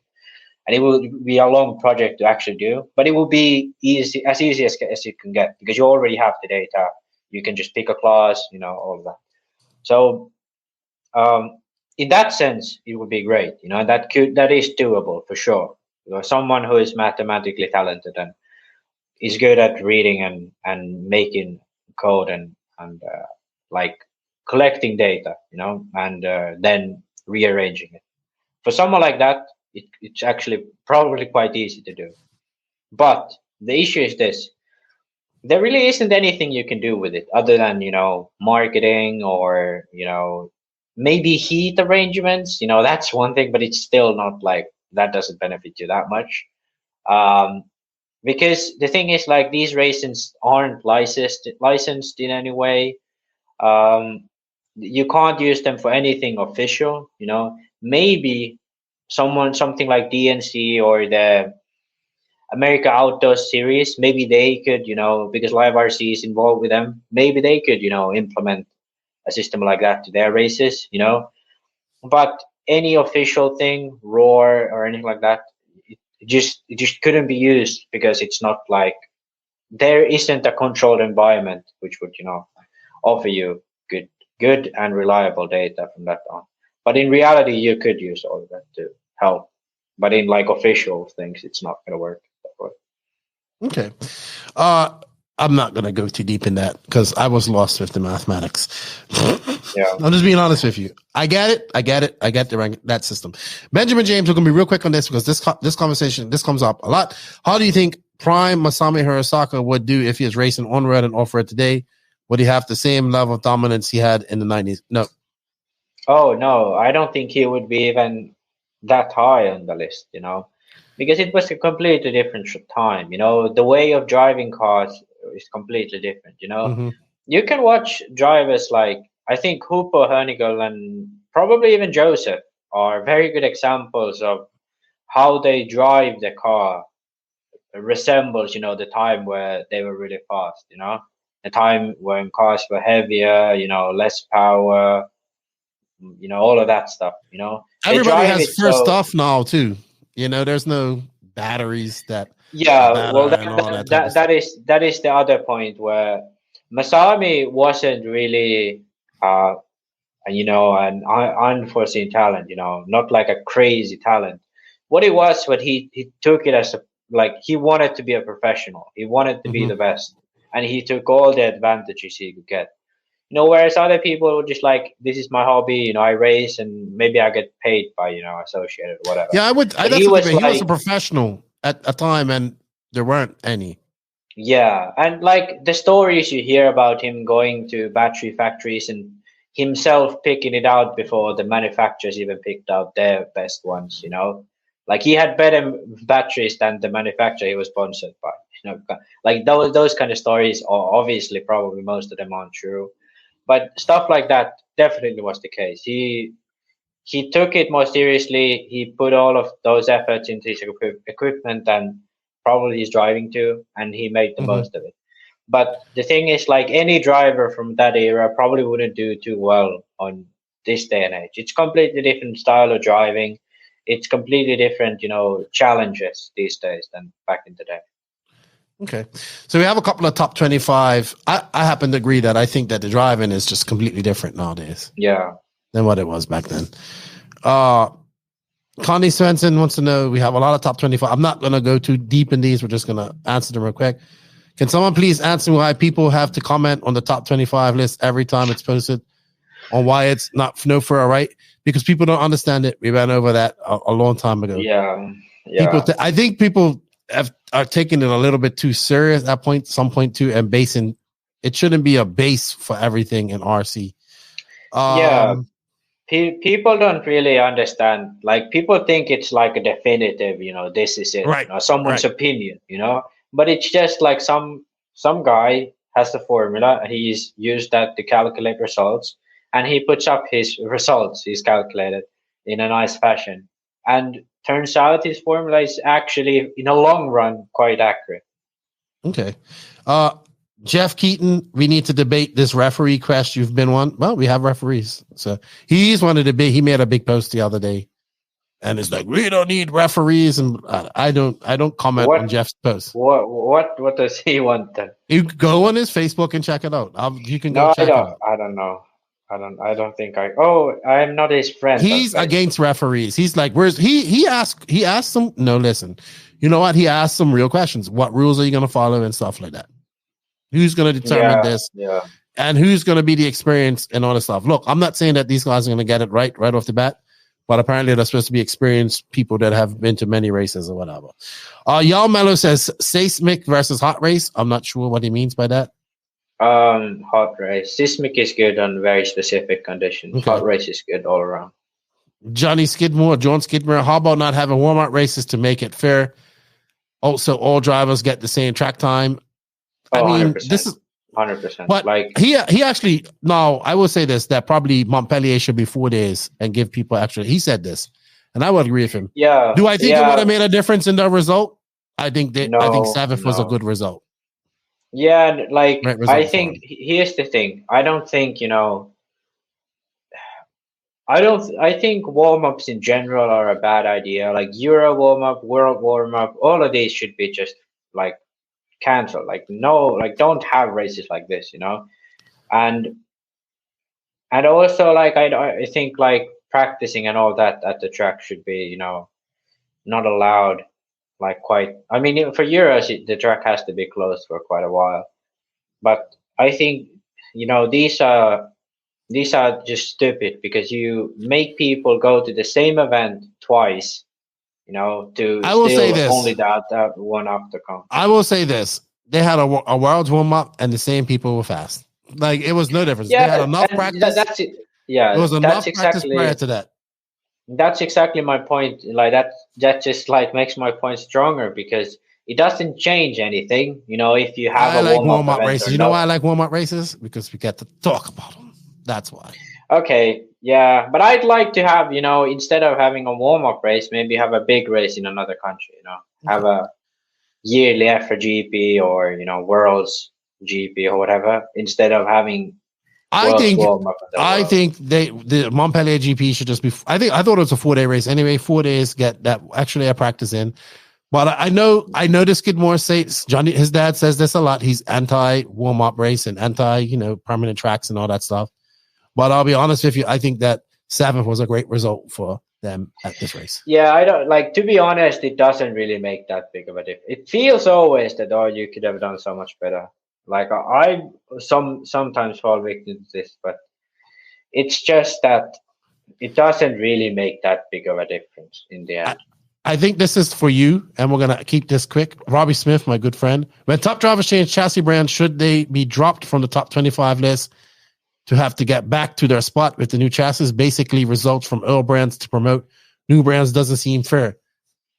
Like it's not the ranking of brands; it's a ranking of drivers. It's their ranking; it's not their brands. Yeah. So and the thing is, like, what's the limit? Because the time that you need to count the list is 2 years. It counts results from the past 2 years. Mm-hmm. So if you drop your brand, you're going to be off the list for 2 years, basically. Yeah. Unless you like win very high level races, then you're going to be maybe back in a year. People are just taking it a little bit too soon. I think that's your comment. Yeah. That's you rubbing it in people's faces. Yeah. Dan Thomas says, from homeless to professor of everything, it truly is a Cinderella story. It is, dude. Like, last year I was homeless, living in my, not even a studio apartment. I think it's called a shared apartment. Now I'm the professor, everything. I have the forest behind me, and yeah, it's just like a dream come true. Okay. Next question is something you wanted to talk about. Mark Bruton Young RC 10 scale upside down shocks. Whole Brothers have made a video. Oh shit! Yeah, I actually have some photos. 75 words, Max. 75 words. 75. Yeah. Okay. You just used 1, 2.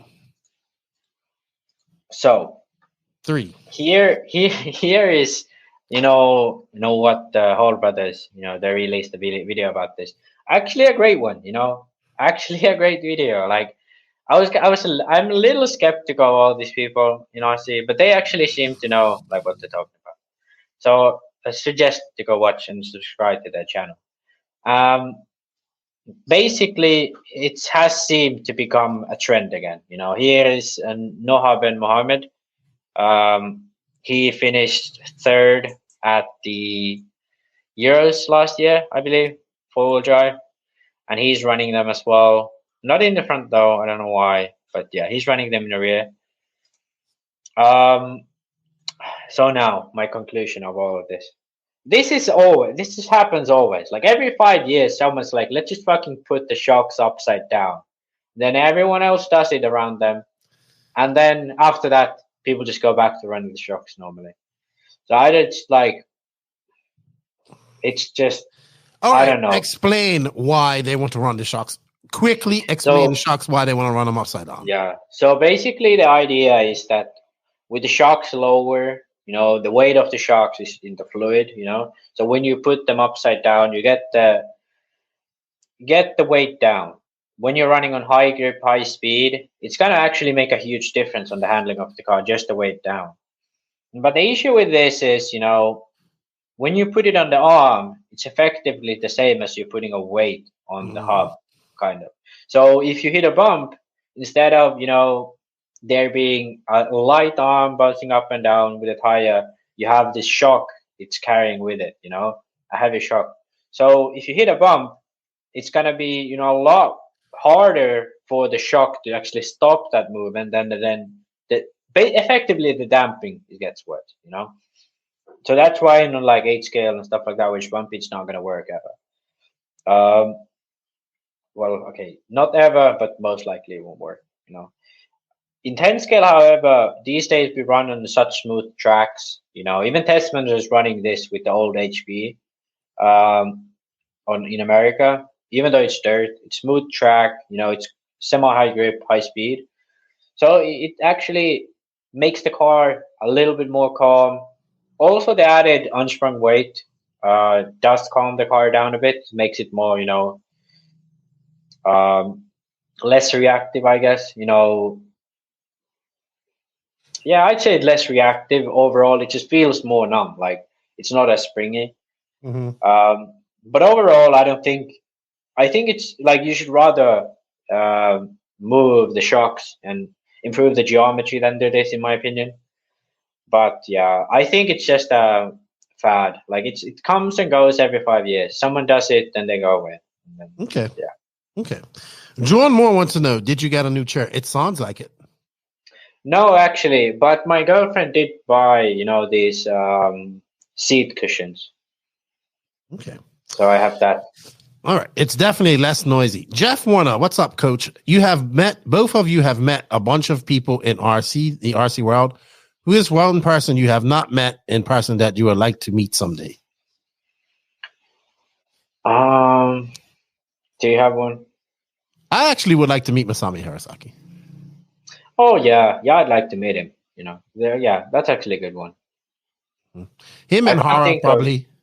The thing is, I met Hara. You know, okay, he was like one of those guys I always like looked up to. Yeah, but I met him.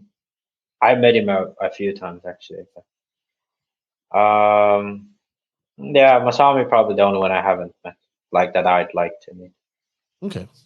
Ben Bertle, how can someone afford to race and still retire a multimillionaire? Be a multimillionaire from the get-go?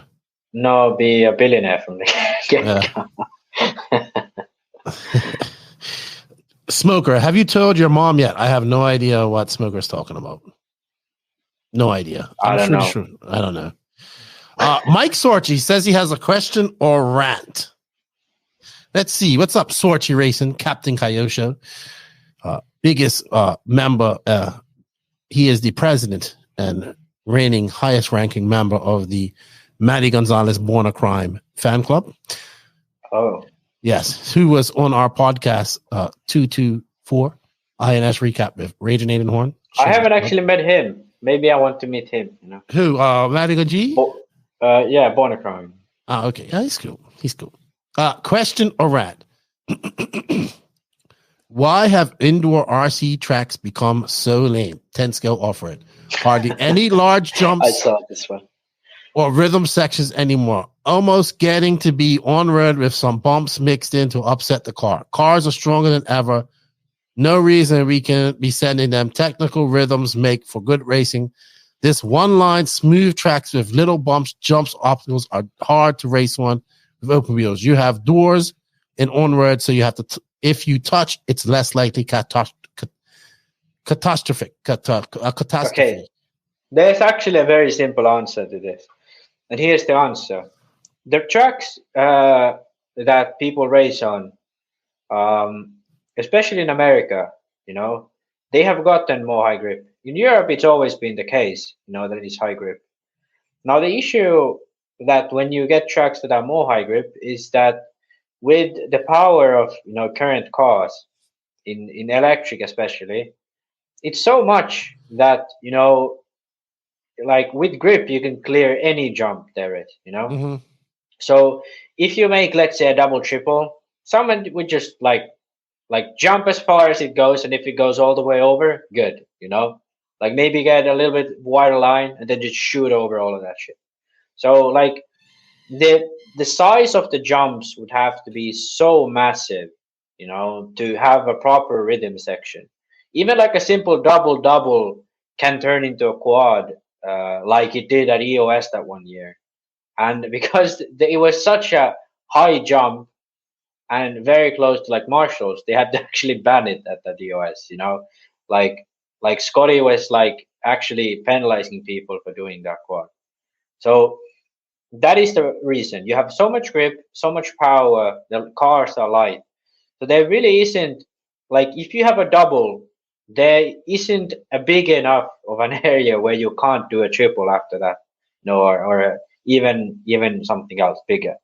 So that is the biggest issue. You just have too much grip, too much power, so you can clear any jump really. Otherwise, if you have smaller jumps, then it's just lame. You know, you have those little knobs and. At Masters of Dirt, they had a jump going up to the back side of the track. Yeah. And that was actually, so Aiden Horn was the only person really doing that steadily in four-wheel drive. So I like that. Yeah, I just think I like the INS track that they had at SDRC had some jump. They had jumps that separated stock too, which I like that. They had some triples and they had some stuff like that. But yeah, I mean, I don't know, man. I know like they have a 10 scale outdoor race going on this weekend in Florida at Dean's All Out. It's on the same track as the 8 scale race. So there you go. There's some big jumps there called the Emerge series. But yeah, it's just, I don't think, you know, with the amount of power. I want to be honest with you. You know what has to happen, man? You know what has to happen? We need, seriously, there has to be another big outdoor 10 skill race. I think there has to be just one where everybody goes. Yeah, but it's not going to happen in America, really. No, because the issue is like, when would you have it? During the summertime, everyone's getting ready to race the 8 scale nats. During winter, you have DNC, all of that. Then there really isn't any good time to have. Like, even Hot Rod Shootout used to be quite a big race. Yep, no, it's not even heard about. Yeah, it used to be a big race. I would love to see the Hot Rod Shootout come back. Yeah, that's crazy because it's like it was at the perfect time at the end of the year. I'm gonna ask Jimmy about it. Quite of an empty space. There was like top level drivers. Like, all of them Americans went there. Even Naoto was there a few years. I believe. So there was a lot of fast guys there. Testman was there. All of that. Yeah, but remember it's not existent anymore. Remember the come drive with us and Corey threw Mayfield under the bus. Make sure you send Proline that track. No, that guy hates Proline. Ooh. Yeah, he hates Proline. Oh my gosh, he hates him. I think that's it, Max. I think that's all the questions we have for this week. Thank you to everybody that sent them in. We got through this pretty quick this week. Sorry if we missed your question. A lot of them, like, if we keep asking about the top 25, we've already discussed that. So, if you guys can, use that affiliate link, or just say, hey, Nitro, just even if you don't use the affiliate link, just say Nitro is the glory. And thank you to Brent, Lucas, Beach RC, and everybody for all their support. Max, I'm going to go talk to Brent now, and then we're going to come back and we're going to have a little look at DNC. What do you think about that? Yeah. Let's do that. Thank you to Techno RC for the continued support. Techno's got a big gun going into DNC. Woo! That's all I got to say. Do they get their first buggy win? Quite possible. Techno RC. Techno RC is a premium manufacturer specializing in 8th and 10th scale high-performance off-road RC buggies and trucks. Visit www.technorc.com for a complete catalog of their products. Techno RC. Excellence in engineering. #Techno Takeover.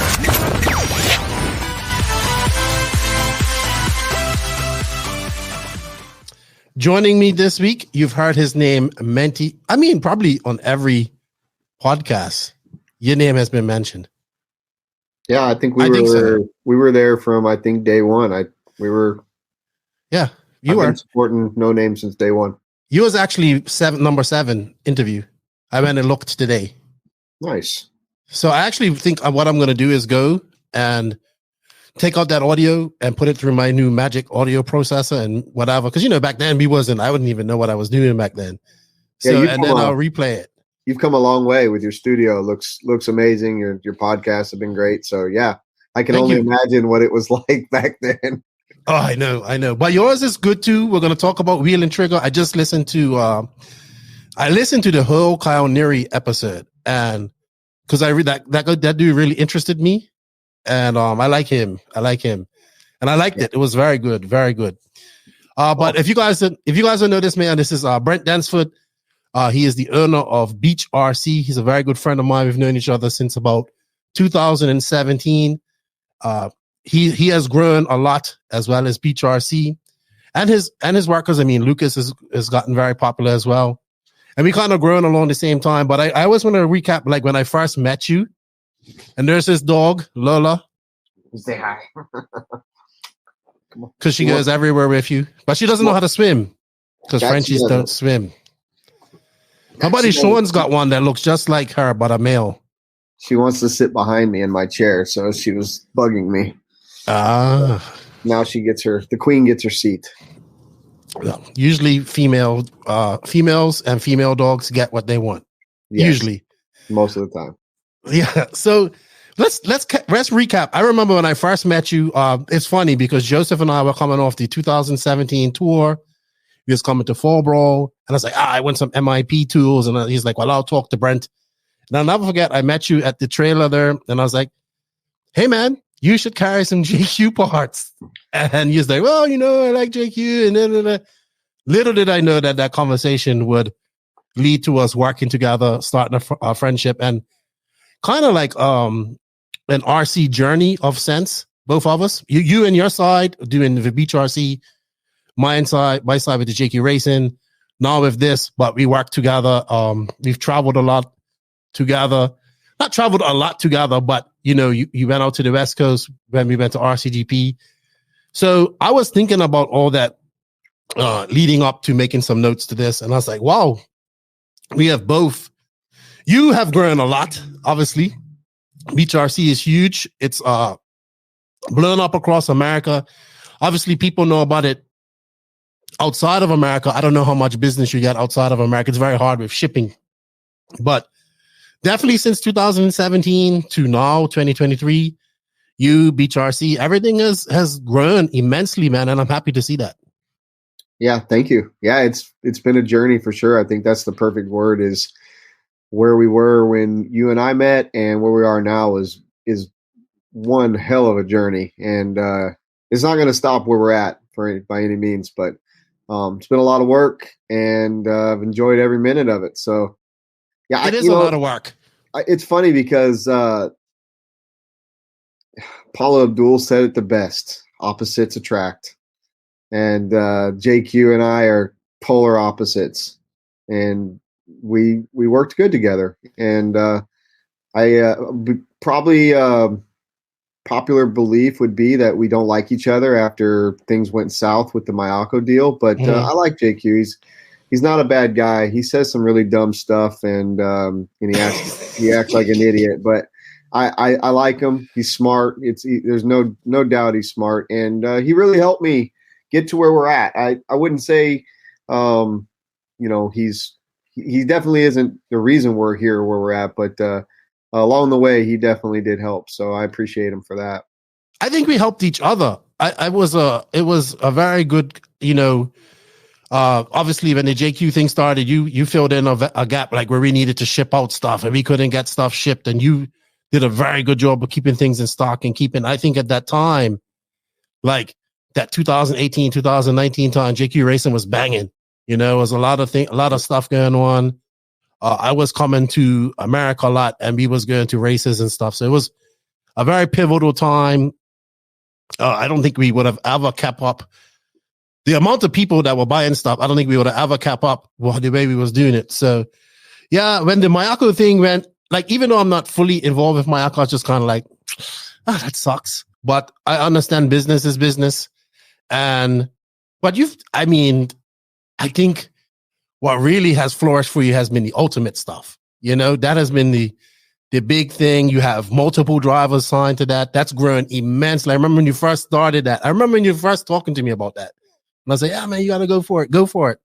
And I think it's been one of the best decisions you've made. Yeah, I actually couldn't agree more with that statement. I've made some really, really great friendships with the Modelics company. That's very strong. We both have similar respect for each other, and we work real well together. And they've allowed me to do it my way. They didn't, expect anything more than some numbers that we agreed upon. And I believe we took something that a lot of people didn't even know about, and the people that did know about it, it was kind of so dated that it was not even really relevant anymore in the US. So I believe I'm proud of what we did. So I'm not going to, sugarcoat it, but I think we've really kicked ass with it. We've aligned ourselves with some of the best racers in the country. We've helped, promote the brands to the point where other people around the world have wanted to join, actually through us, but we only do North America, so we send them directly to Modelics. But yeah, the ultimate thing's just been really, really great, and they keep coming out with great products, and they're just great people to work with. So yeah, I would say that you turned it into your own brand, because it's been in America before. I was under various different companies or distributors. But you took it, you put your own brand into it, you put the Nitro Beast mode to it, you put a soul to it. And I think that's also very important to branding something. You became the face of it. People like Beach RC. And I mean, it's everywhere in America. Like, Yeah, the problem that I saw, and the reason why I felt it was a perfect fit for us was the previous distributors prior to us taking it over were not racers, and this is a racing brand. It needed racers to get behind it, and luckily we're in a hotbed of racing where we're at, so we could kind of like expand that brand from the inside out. And we had already had a really good following of people with the Beach RC brand, but we're not a manufacturer, so we had to access racers that already had deals and already were doing different stuff, and we just had to go out there and prove ourselves. And honestly, early on, the product was good, but it's so much better now with the feedback and everything that we've been able to provide with the drivers that we've got and the team that we've built. We can now go to them and say, this is what we need moving forward, or this is what we want. And they listen, which is really good. They listen, they're willing to work with us. So yeah, the brand needed racers, and we were the perfect fit. Yeah, I'm sure Roger's happy. I got the pleasure of meeting him in Spain. He seems like a very nice gentleman. Like I said, previous years it caught on, but didn't catch on like this. So, congratulations, man. It's good to see. I like, I know when it first started and how you started, and now you have like Fend and Ogden, so that's pretty awesome. Does Fend have input back to you, and do you guys listen to take that input and feedback and send it back to Roger as well? 100%. And Fend and Cole and Seth Van Dalen all have direct lines to them. We all talk on a regular basis together. It's a very cohesive group right now. We already know Cole and Seth are top guys. They're top 25. They're main event guys. But look at Dakota right now. Dude is just on fire. How can you bet against him? So to have somebody that's put that much work in and that understands the product in the sport so well, and to have him on your side is just been a blessing. He's really good. As I've gotten to know him a little bit, but I wouldn't say I know him, but a very, very mature for his age too. He's only like 25, maybe 26, I think. Yeah, I think that 26 the other day. Yeah. So he's been around for quite a long time. He seems to be able to handle the pressure pretty good. He knows when to not be upset and talk in front of the camera as well, which is a good thing. And man, he has been on a tear. He's really good. For me right now, I have him as the best all around driver. When I mean by that, he can go compete anywhere on 8 scale. He can compete on let's put dirt or carpet in 10 scale. And not just he can win.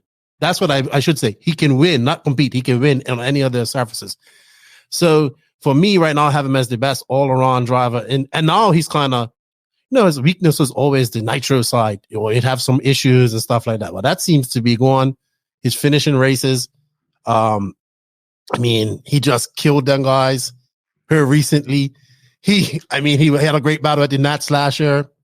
He was fast at the Worlds. He was really fast at the Worlds.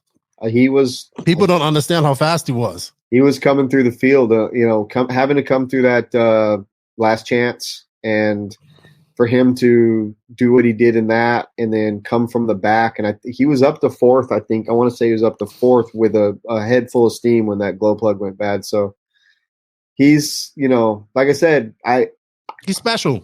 I wouldn't bet against him. DNC, no, you can't. You can't. It's a World's year here in the U.S. and on dirt that he knows well. You can't bet against him right now, and his program is mint. It's really I agree, good. And he seems to be enjoying it, even though he's doing a lot. He's traveling a lot. His wife does a lot with him as well, so I guess that helps. I think that's always important. People have to understand that if you're not having fun while you're doing it, your results are going to reflect on that. Mm-hmm. And that's part of, what I preach when it comes to new racers. It's part of what I preach, just period, is have fun, because you're spending a lot of money and a lot of time and a lot of effort. If you go out there and you not do really good, not do what you think you should do, you still need to have fun doing it, because if not, what did you do it for? Luckily, in his case, he's paid to do it, and he gets paid well to do it. So, not only is he doing well, he's having fun, and he's having fun while he's making money. So, yeah, you know what? I think what I saw that he was still having fun was at Masters when they were still. I think it was the last day, Sunday, and they were still up there driving cars after the race. Like they're drinking and then driving cars after race. I'm like, these guys ain't got enough. Like, I'm ready to go. Like, they're up there, like, having some drinks. And then I saw him really let loose. Like, he was a part of the, I think before I left, you were doing the, what's that? We do the Fireball Friday night. The Fireball. And he was having a blast doing that. And I was like, oh, okay. So he's human. He's done that every year. And I think that's why we got along so good early on. Before I was, we were ever in business together, we became pretty good friends because of Masters. And, it's funny you say that he's driving afterwards. The first podcast we ever did on Wheel and Trigger was with Dakota. He kind of piloted that for me. And when we did that, when we were done with it, we literally about midnight before we went to Waffle House, went back over and grabbed a couple cars that were ours or somebody else's, not going to name names. And there might be video, and if there is, I need to put that on for my patrons for them to see it. But we just went out there and hacked some shit up. But he loves it, man. He loves it, and he wants to be the best, and you can see it. You can see it in his performances. Well, we're gonna get to see him here shortly at the biggest race of the year, I would say, and he is definitely a favorite going into the 10 scale worlds in Arizona. All right. Also, I wanted to touch on some things. Since I've known you've traveled a lot. So 2019 I think your first trip to Europe, you went to Italy with your family, with your wife, your daughter. You're not your youngest daughter. Did you take your youngest daughter? Yeah, I took both daughters. Okay. You went to you got to. What I like is that you actually went on vacation too. Yeah. So on both sides, when you went to Spain as well. So tell us a little bit about that. I'm very happy when I see. Look, every time I meet my American friends, I always encourage them, like, get a passport and let's go see outside of America. So I'm very happy when one of my friends do get to do that. I know you've been out of America before, sure. But to get over to Europe, that's like, I remember you being very excited. I was excited for you. I wish I was good. I was like, man, I wish I was good too. But tell us a little bit about that. Yeah, I mean, this business has afforded me to travel and do these amazing things at these amazing places. I try to pick somewhere every year that, as long as we can afford it financially or, the time. And, I prefer traveling with my family so they get to experience it with me. But obviously that's also tough because there's going to be a period where I have to work and they have to, become second fiddle. And I don't like that. They don't like that, but that's just part of, what we do. But yeah, man, Italy was amazing. We probably, I'd have to ask my wife, but we traveled many, many miles. We rent cars. We drive the system. Like when I got back from Italy, I think I got tickets in the mail for like 6 months after. I kept getting a new ticket and a new ticket, and I was paying for stuff that I had no idea I was messing up. No way. Oh yeah, driving into places that I couldn't read the sign and it said that you can't drive in here, and I'm like driving around places probably where they're thinking, no, I'm in Rome, like I'm down in the middle of Rome driving around. And when we got to our hotel in Rome that night, because we spent 2 days in Rome, and when I got to the hotel, she's like, okay, I said, well, where's the parking garage? She's like, what do you mean? And I was like, well, it said there was a parking garage in this hotel. She's like, yeah, but how did you get here? And I was like, we're parked right out front. And she went blank white. Like, what? You're parked out front? Because I wasn't supposed to be there. No, I was definitely not supposed to be there.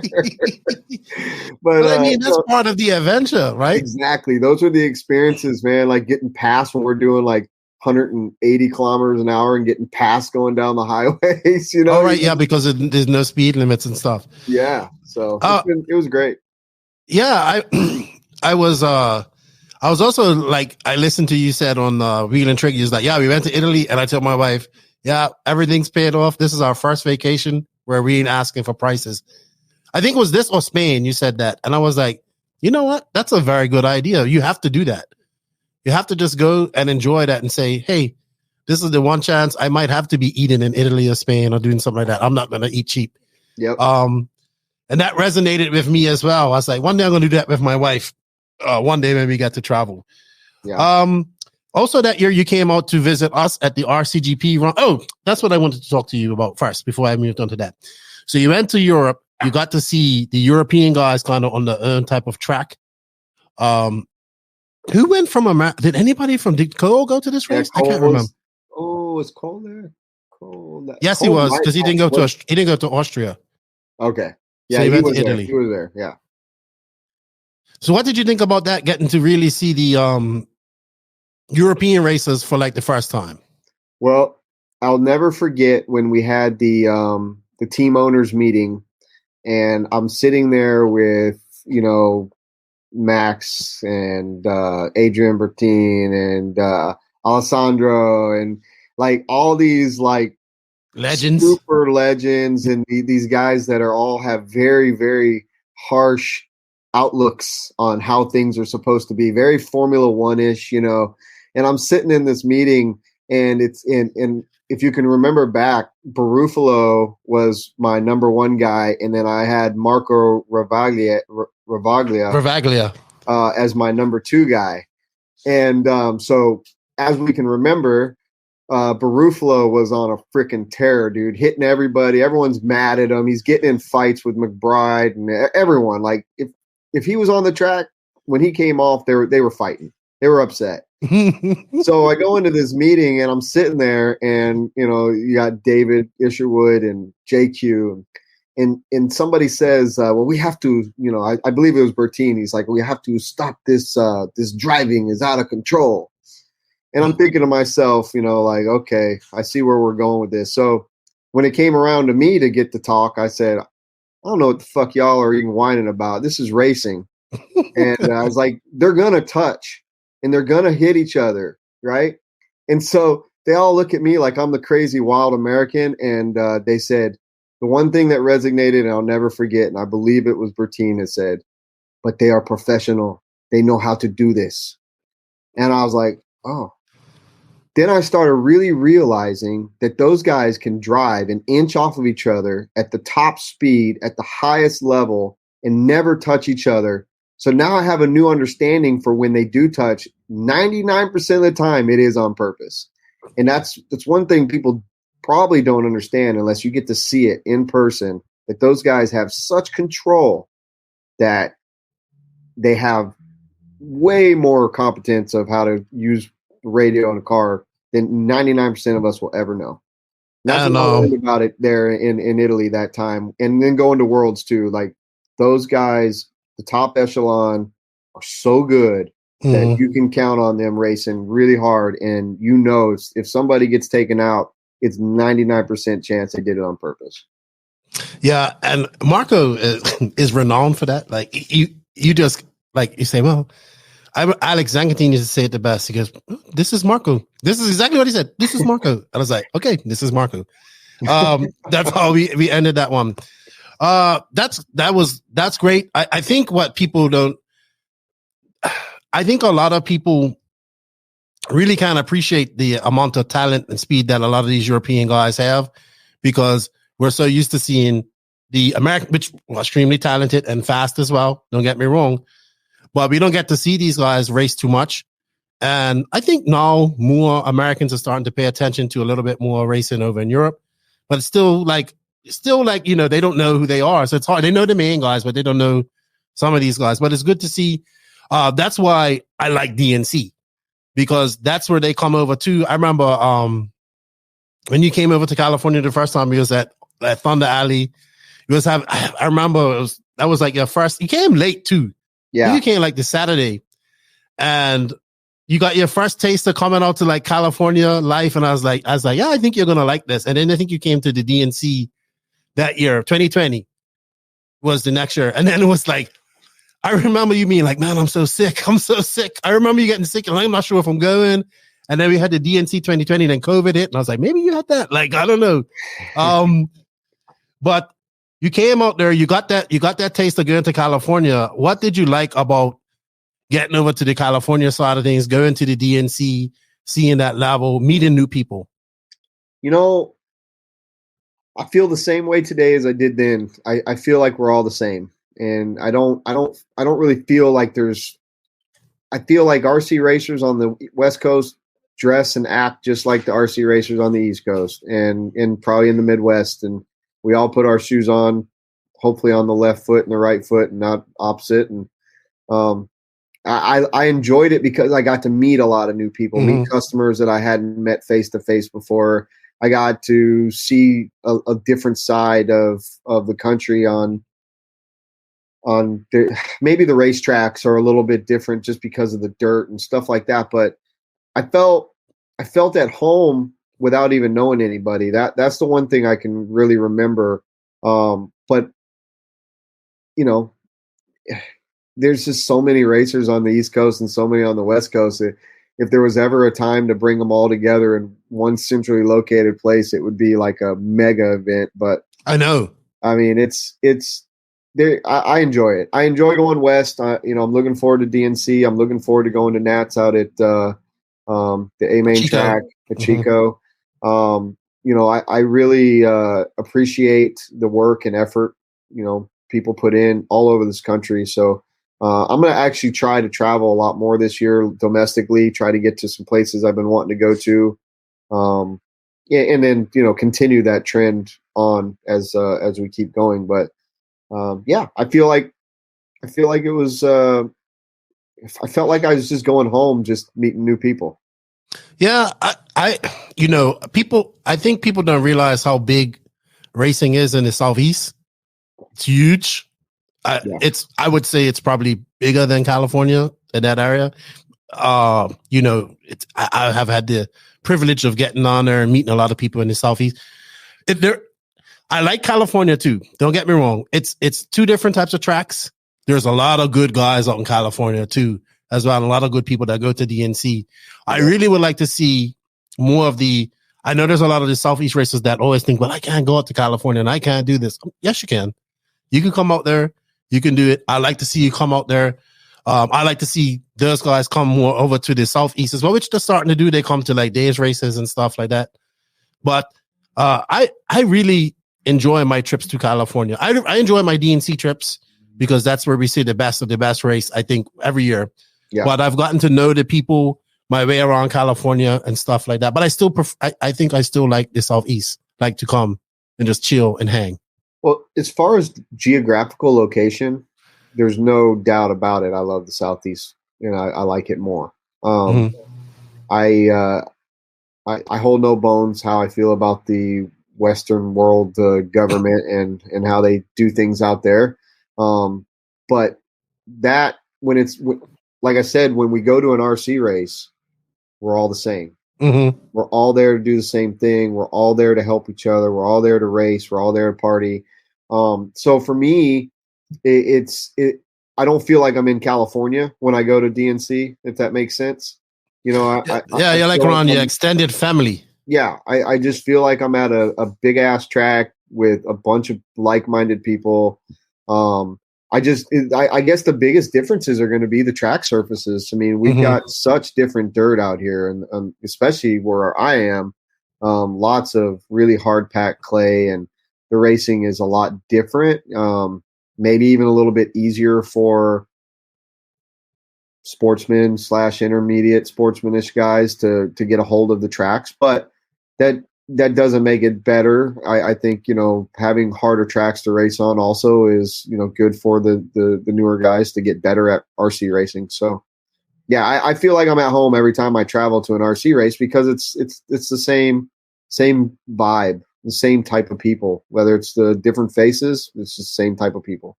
I agree. I'm really looking forward to it next week. I am. Yeah. So I did mention COVID. I wanted to know, because I've talked to many other hobby shop owners. How did you guys see an increase in business during COVID as well? Well, there was the online boom that everybody that was, in any industry, the online boom was really good. And it was really good for us. we really didn't slow down. We slowed down in the store for a little while because, you know, we were doing curbside and couldn't allow people in the store for X amount of time. I can't even remember what it was. I was actually talking to somebody about that the other day, but you know, it sucked because I think everyone got so hesitant. I feel like people really wanted to do stuff, but they didn't know what they could or couldn't do and didn't want to endanger people. And so as far as the hobby shop went, outside, like the internet side was gangbusters, but you know, it took some time to get the track back up and people coming back in. We lost a few people that decided to get out during COVID, and you know, that was like just a way for them to move some stuff that was in their closets. But I think it was fine for us. Yeah, I think it's also when you started sending, correct me if I'm wrong, but started sending the white whale to races, like I would say late 2020, I think it was. We've been doing that for many years, that long before that. Right, but I think like you really started pushing it because you stopped for a while, right?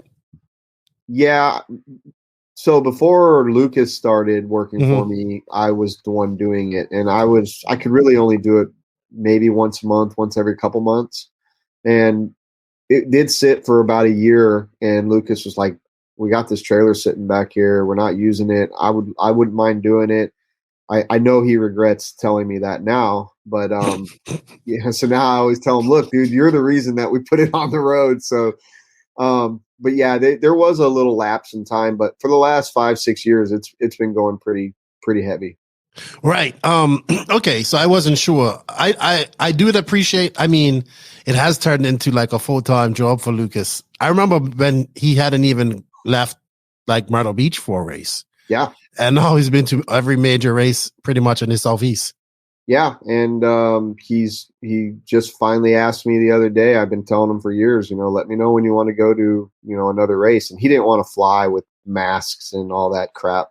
But he wants to either go to Chico or to Worlds in Phoenix. So we're I don't know which one he's going to be going to yet, but everyone's going to get graced with his presence at one of those two events this year. He should. I really like Lucas. I like his writing. I like his videos. He's been probably one of the better people that I've met or that in RC in the years that I've been involved in it. I know I had to. He was. I think he did such a great job on that documentary because I know how hard that was. Yeah. And I know he was a little bit disappointed in the numbers that they got, but I said you got to look at don't worry about the numbers. Like, it's always going to be there. Like, what you done was awesome. I actually asked him, I said, did you use chat, like because it didn't even sound like his voice at a point. I said, did you use chat AI on this? He's like, no. I said, you sounded almost like a chat AI voice, Lucas. But I thought it was great. That's his stripper announcer, DJ voice. Oh, that's what it is. Yeah, that's when he's whenever he moonlights as a stripper DJ. Yeah, I'm really happy for him. As I want Lucas to enjoy RC as much as possible and continue to be happy in it because people like him are very good for this hobby/sport. So I really hope he keeps up his work and the numbers will come. That's why I told him, I said, this will come. Just keep doing what you got to do. You got to focus on the content. Yeah. Next up, S-Works. So let's talk about that.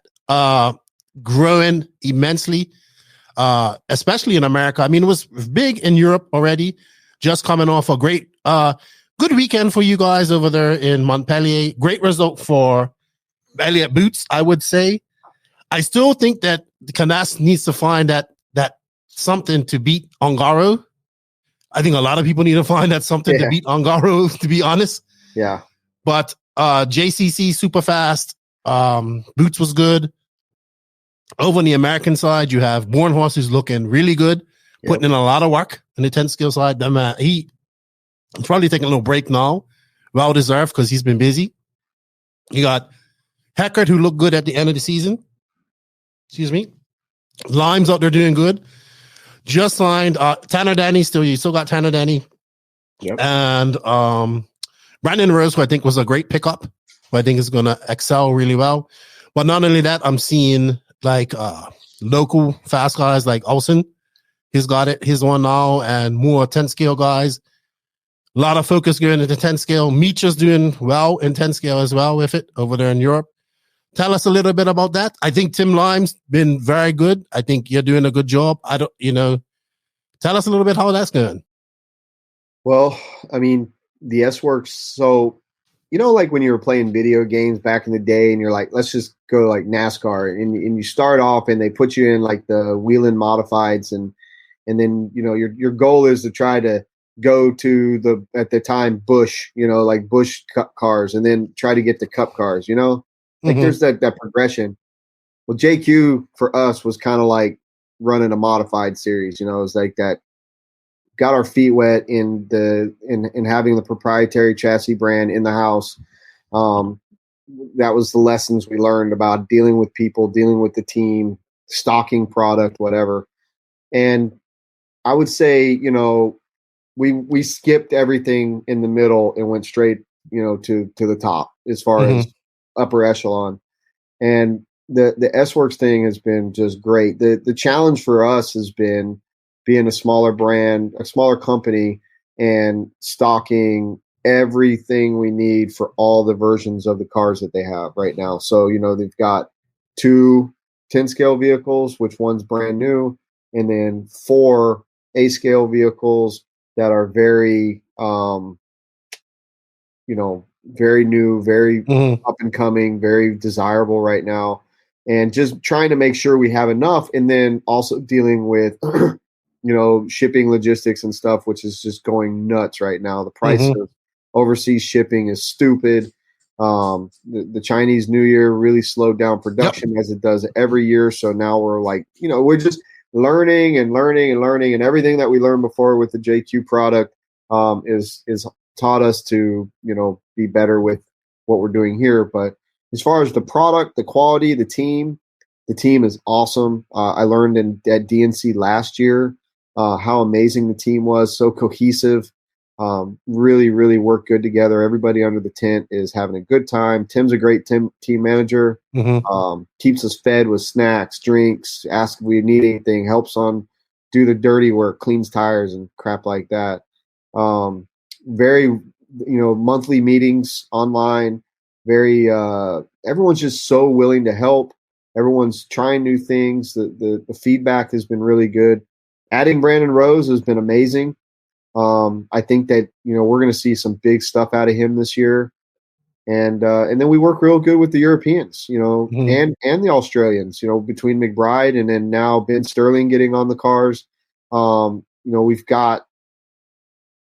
We've got a lot of feedback, it's really, really good right now. And S-Works was already one of the number one brands in Europe, if not the number one brand. And to have someone like, JCC really killing it, and having Elliott Boots and all his knowledge and expertise from all the years he's been doing it. These new kids, Valente and Valente is WRC now. Oh no, I'm sorry. I always say it wrong. Polito. Pariente. Pariente. Daniel and Adrian. Yeah, them he came two boys. 6th this past weekend. Yeah, and they're young. Yeah. I mean, they are super young. So, him and his little brother, they just really, Polito too. I'm not trying to leave him out, but just a really cohesive group and a lot of support. So I think it's been really good for us. We're going to do our best to make it even better for everybody else as we grow the support on our end. I haven't seen it grow this much ever in America. Even when A-Main had it, when they had a Tsushihara and all that stuff, I didn't see it grow like this. So I don't know how Tim Lime does it, because he has like a full, I mean, both of you work extremely a lot, but he has like a full-time air-conditioned job, a track, and does this. I don't know where he finds time to sleep. But I can say the same thing about you as well. But it's really good to see. But I think where I'm noticing it is like, I can see it on a regional level, different people picking it up, it's not about always the top guys. It's okay. I know this guy, he's pretty good here. He's pretty good there, and I see that happening and getting in hands of a lot more people than I've ever seen it. So it's funny because I was thinking about this, comment like us thinking about brands and how 2023 is, and maybe some brands aren't as strong as they were last year, you know. And I'm thinking about, hey, SWAX going into this year and going into like DNC probably has one of the strongest teams as well in the world, like compared to like the stronger than, I would say, the Mugen team right now, the stronger than obviously the Kyosho team. I would beg to say they're stronger than the HB team as well. They got like, obviously you got Techno with Mayfield, Fend on TLR, and then you have to throw in Runafalk with Mayako. Those are the three challenges. But I think like going into this YouTube, it's like the companies that were going into this DNC, the companies that were smaller years ago are now coming in as more of the favorites or dominant teams. Like I'm pretty sure like the SRX tent is going to be, last year it was packed. It was like a lot of people there. Yeah. So it's good to see. And I know how hard that is. I know how hard it is to do that. Yeah. I mean, you and I, we worked, that was like what we did together with JQ is like, how do we make this team grow without putting everybody on a deal? You know, the retail is just as important as getting good team members that are paying, you know, less than retail. It's a jaded world we live in, and this industry is just so crazy. But getting customers is one of the hardest things you can do in this industry, especially for a chassis.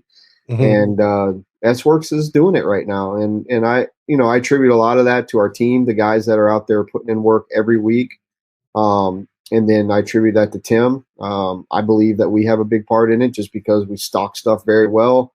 You know, it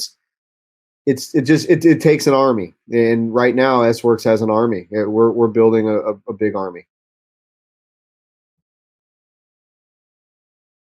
I can't hear you. Yeah, I was muted. Sorry.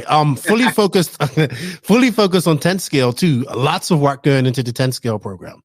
Yeah, so that was real big. I knew right when we were getting ready to bring on the distribution that they were working on a 4-wheel. We didn't know when it would come out. They just were releasing the new 2-wheel. The A-scale buggies were both pretty new. They came out during COVID, so they've only made some running changes. They don't have plans right now for a new platform. So I knew that was good for us. We could bank on bringing in a lot of the parts and the products. So the 10 scale side of things, man, I mean, their carpet program is off the chain. It's so good. We're working on the dirt side here. Obviously it's way more prevalent in the US than it is in Europe. But yeah, the cars are great. The new 4-wheel drive is very modern, very, very well built. I mean, it's up there in price with, the upper cars, the TLR, the X-ray. Yeah, but it's earned that. It can be that price. It's a major brand on the market, just like anything else. But it's really good product too. Yeah. That's one thing people have to understand. I mean, there are a couple brands that you don't really know the quality, but this brand I can tell you right now, and I'm not just saying it because I sell it. I'm saying it because I am the number one biggest test dummy when it comes to strength testing of these cars. And I have killed my A-scale car. Literally, I have done things that would have broke on almost anything. Very, very well built stuff. The aluminum is very well hardened. It's just good product. It lasts. You're not buying it all, buying multiples of stuff. It's just really good product. And that's, people need to find that out for themselves or talk to racers at the track, not even team guys, people that just buy it. Why do you buy SWorks product? Find out why they just go and buy it. It's because they like it. It's because it's solid equipment. And how about working with Max? I got to briefly talk to him at the Worlds. I think I need to get him on her one time. Is he like fully into it? Is he on the was he on the messages with you guys? Is he taking interest in it, or is it just like, I'm letting Mika deal with it? No, it's not. It's not just I'm letting Mika deal with it. He's hands on. Okay. Him and George and Micha are the three guys that we deal with all the time. But Max is fully immersed. He's a proud man when it comes to those big victories. And that's another reason why everything works so good is because Max at the top, below Yang, he works with us. He is hands on. He's not just like moving product. Okay, thank you. Here's we need money.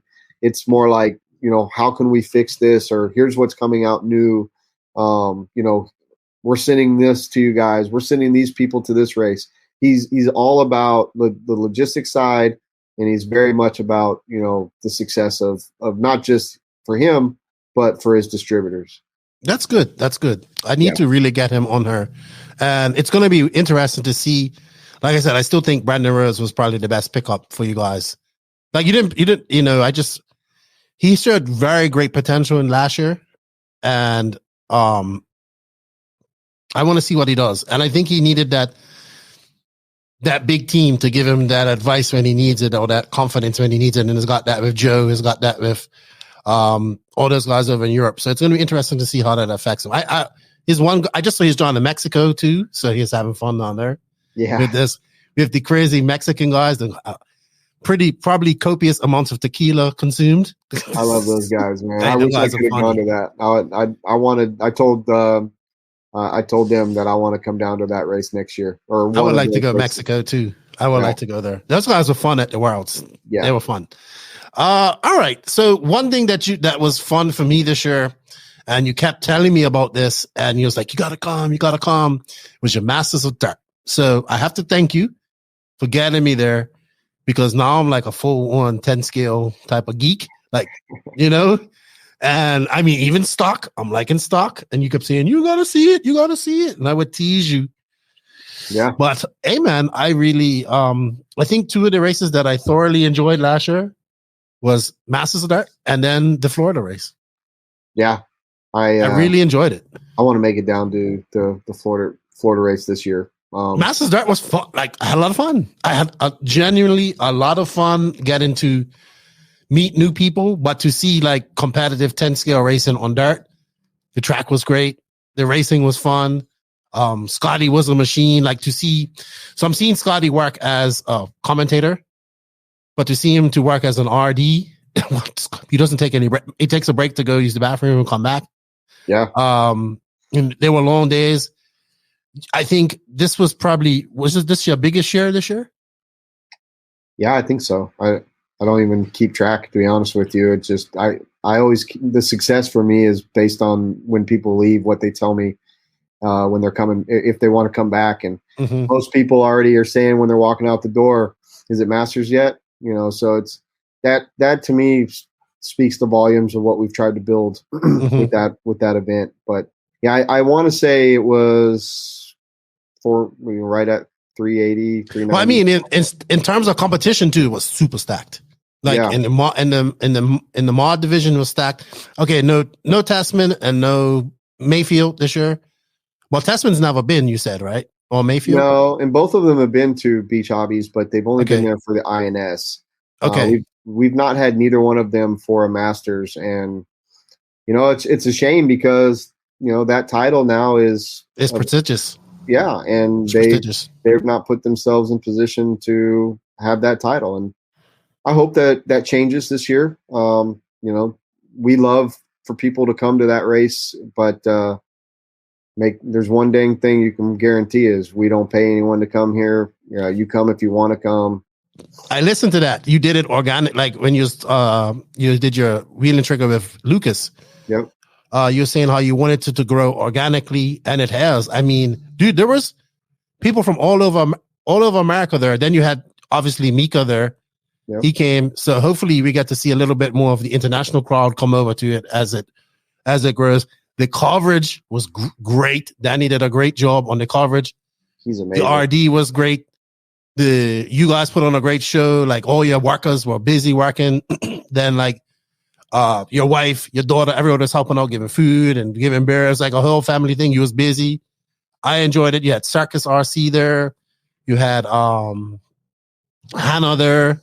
I thought it was a really, like, I left there and I was like, man, I want to come back. That's what I said to. I said, I want to come next year. And it opened up the whole genre of RC for me that I'm geeking out over now. We need to make that happen. I mean, having you do the interviews with Danny was it made it better for sure. And being able to have Lucas wander around, take video, and help build our repertoire. It allowed me, having all the people here allowed me to get to race a class this year, which I haven't done in many years. We were very fortunate. We built a team around us, and the team really, they showed up for the game. That's for sure. We were the champions. And you know what? While this was all going on, every time I went for a walk in the back to the hobby shop side and drooled over stuff that I wanted, there was people there like buying stuff. Oh yeah, we don't like people that just walking in, and I was just like, wow. We're open 7 days a week, man. So like we can't let our normal customers down either. That was good, man. I thoroughly enjoyed it. If I think like Mayfield and these guys, they need to get there. Like if they want to win that title, Fenn won it again. No, Rivkin won it this year. Yeah, Rivkin got it. Right. This is his first title. Dustin's won it 3 times. Finn's won it twice. And Rivkin, and the very first year was won by Stephen Hartson. The second year was won by Griffin Hanna. Okay. So, yeah, and that's, you can see the progression. Hartson coming off his Worlds victory wins the first year. I think he was 1 year removed from getting his Worlds win. And then Griffin, who never really made it to the upper echelon. But he was good. But he was so good. And had he continued and got his program where it needed to be, would have been top, I believe, top tier driver. And then you go into Dustin, who's a top gun when it comes to 10 scale. He's looking a lot faster now that it's going on the JC Robo this year. Yeah, that brings up a huge debate. I don't really like side with the tire brand or anything because we sell them all. But right now JC's got a damn good 10 scale program. I mean, their tires are good all across the board, but it's very hard to beat JC tires on our dirt right now for sure. You have a race coming up soon, the Palmetto Classic, right? Yeah, Palmetto Classic is March 3rd through the 5th, or 3rd through the 3rd and 4th. That's we do two named off-road races with kick-ass trophies and stuff every year, and that's one of them, and Masters is the other. Okay. And also, not like you didn't have enough going on, but you have also taken over the Badlands Supercross. You had some races there. I felt so bad for you at RCGP, you, Lucas, and Derek. And I was just like, these guys, like, man, people will never know how much work goes into a track to you, one. Yeah. Well, I knew before we took it over how much work went into it, but those kind of circumstances are very deflating. But, you guys got it done, though. We had a job to do. We weren't going to quit. If everyone left and we didn't get to race, it wasn't going to be because we didn't try. That's for sure. But it turned out really good. I feel like we made really good success out of what could have been something really terrible. Yeah, and then you had the full roll, which was successful. Yeah, I'm sure you had a lot of entries there. Track looked great. I think you had Danny there as well, again, to cover that. So that was good with Lance on the mic, who does a great job as well. Yep. How is that? Are you guys open for like just weekend club races, or how does that work? We're the first Saturday of every month, and then we do our Spring Stings coming up in April, end of April, and then just club race the first weekend of every month. It's a lot of work. But I think it's the only 8 scale track in that area, right? Yeah, and the closest track to us is going to be about an hour and a half, 2 hours. Okay. We don't have a lot of racers here, so the club is in the quote unquote club has really shrunk down over the last 5 or 10 years, and a lot of the older guys have kind of moved on to playing golf and moved out of the weekly competitive RC. And then there's been a lot of new tracks opening up around the Carolinas, which makes it tough on someone like us because we're a destination place. It's it's not cheap to stay here in the summertime, and if people can drive a half hour to less than 2 hours versus maybe having to drive 3 hours to come here to club race, they're going to stay home, and we get it. That's just part of it. Are you still? I remember you saying that you still got a lot of business during the tour season. Do you still get a lot of that walk-in business, or you still advertise to like the hotels and stuff like that? Yeah, that's part of our annual marketing is to advertise to the tourists. We do a lot of Traxxas / rentals, and then when they walk into our hobby shop, we have a lot of everything that we stock. So, I know. You know what? I have never been to Myrtle Beach in the summer or in that time period yet. It's always been off season, so I have no idea what it looks like there during peak season. Hot and hazy, water's beautiful. Lots of chicks running around with not a lot on. Oh, that sounds like fun. People driving like idiots or driving like this or like all over the place. I mean, it's terrible, but I love where I live, and I would not change it for anything. It is. It seems to have a lot of people that aren't from there living there as well. When I moved here, I found out that the saying is everyone from Myrtle Beach isn't from Myrtle Beach. Oh, really? Yeah. So it's a lot of transplants. You get a lot of people from the Northeast down here, like Jay Zellner and now his buddy Naboso just moved right up the road, and he did. Yeah, I think he's like in Sunset Beach or something like that. He's about 45 minutes to an hour from here. I haven't seen Matt for a minute.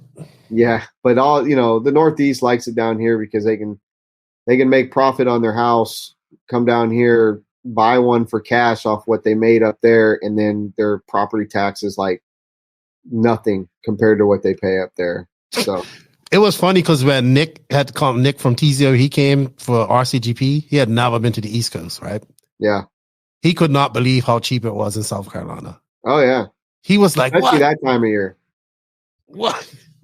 He was like, I feel like I'm on vacation. It's so cheap. I said, well, you're from California where everything's expensive. Yep. So that was cool. Actually, we had a lot of fun on that trip. Speaking of RCGP not happening this year, thoughts on that? Yeah, that's kind of how I feel. Honestly, I've tried not to think about it too much. I'm bummed because the writing was on the wall for me. I felt like how the things went this year, and I'm not taking anything away from David or anyone behind the scenes that had to do the work, but it just felt so unorganized compared to the first year, and I wanted it to work just as bad as anybody that was invested, but it just didn't feel right this year. I don't know what happened. I don't know, the lapse in time, taking that time off, but and the pay-per-view, I think hurt it a lot.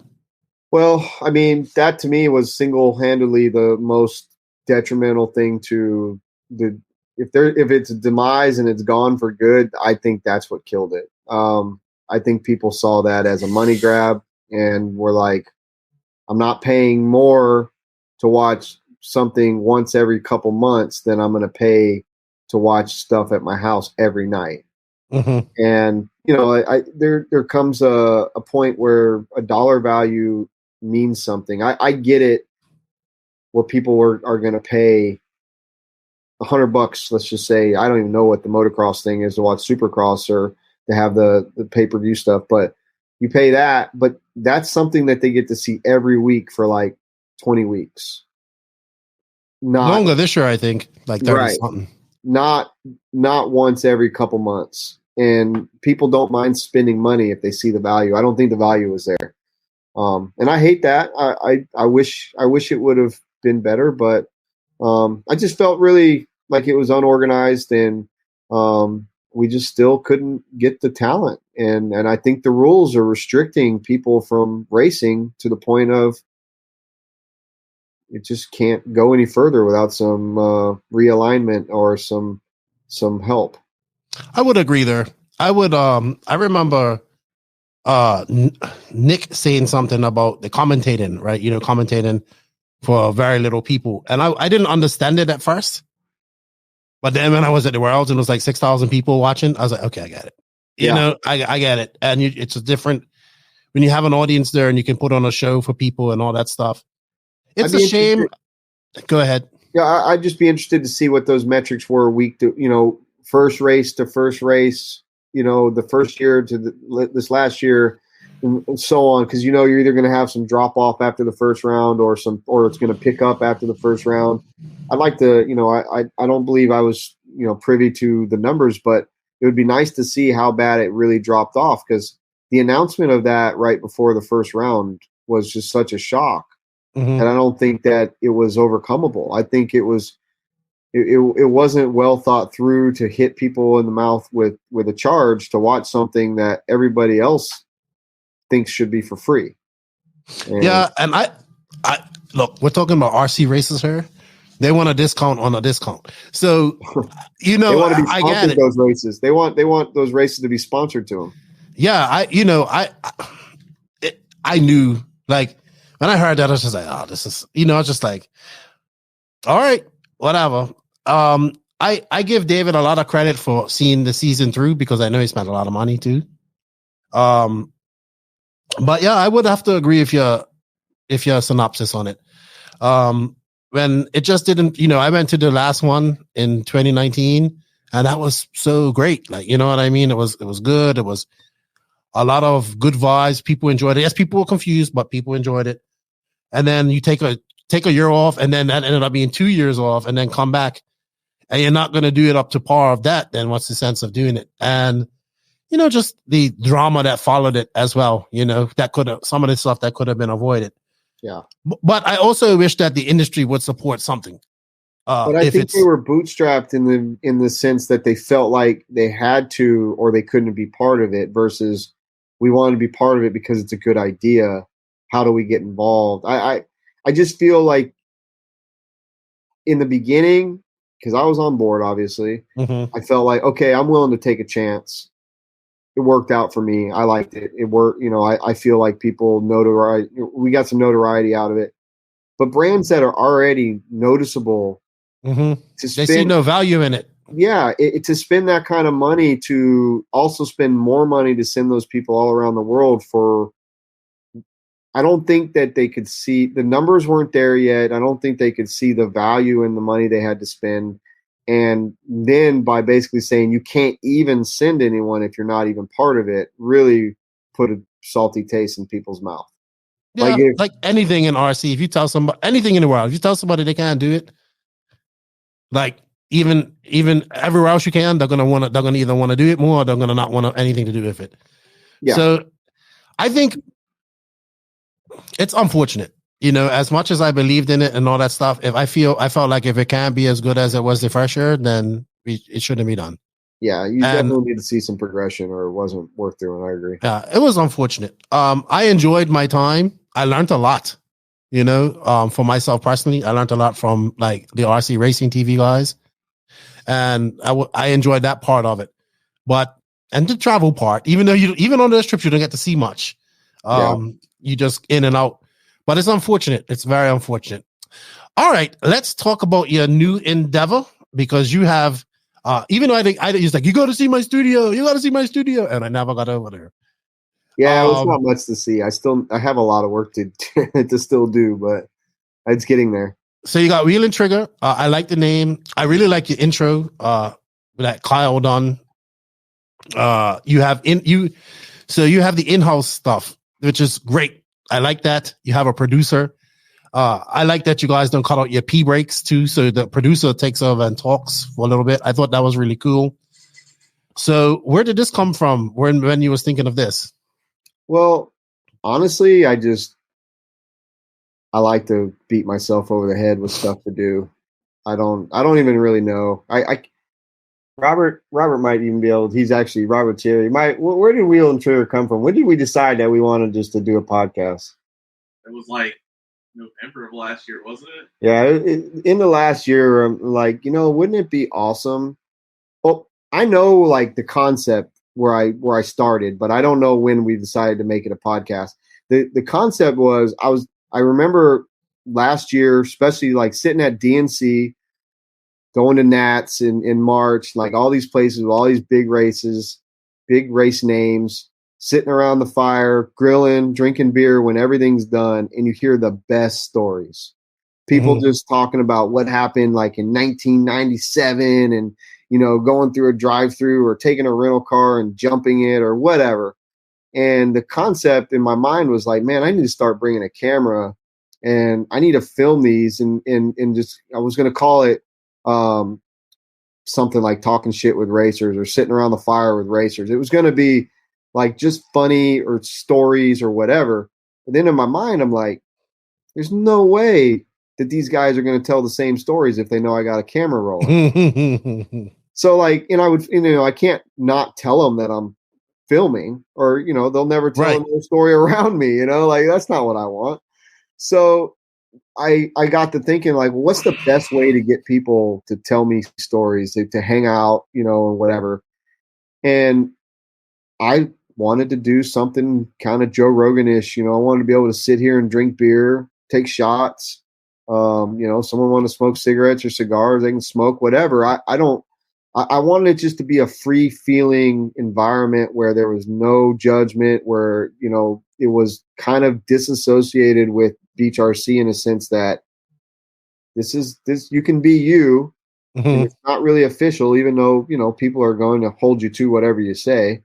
I just wanted that real comfortable environment where boys could be boys or girls can be girls, whatever. And hang out. Yeah, I like it. I like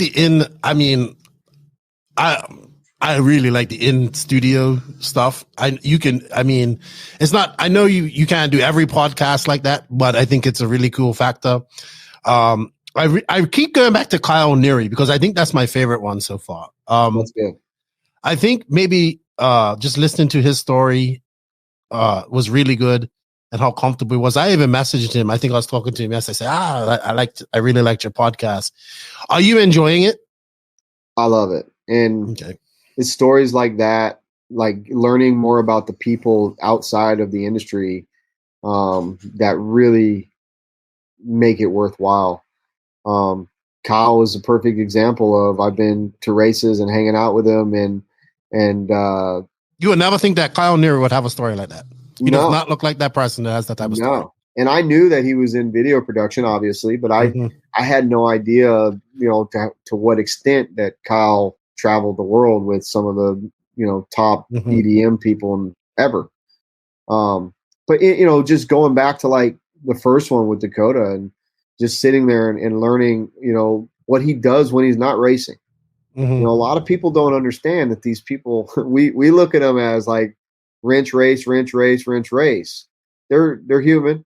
And they're just like I said, we're all the same. They also want to cut their grass, or they also want to, go out to dinner and do stuff with their family or whatever. But this is a very time consuming and grueling industry for the pro guys.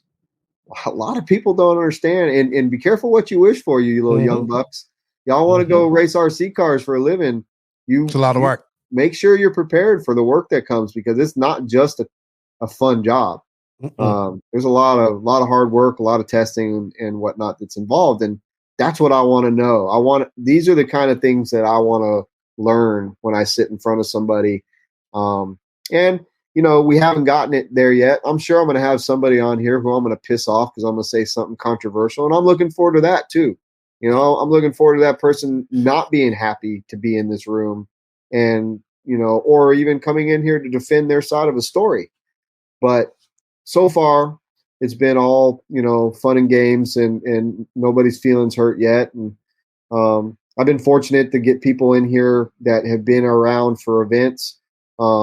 We have started our Patreon, and every dollar spent on the Patreon gets put to the side for flying people in. So that's going to probably start after DNC. Actually, we flew in Chase early. He was the first one, but he is a sponsor.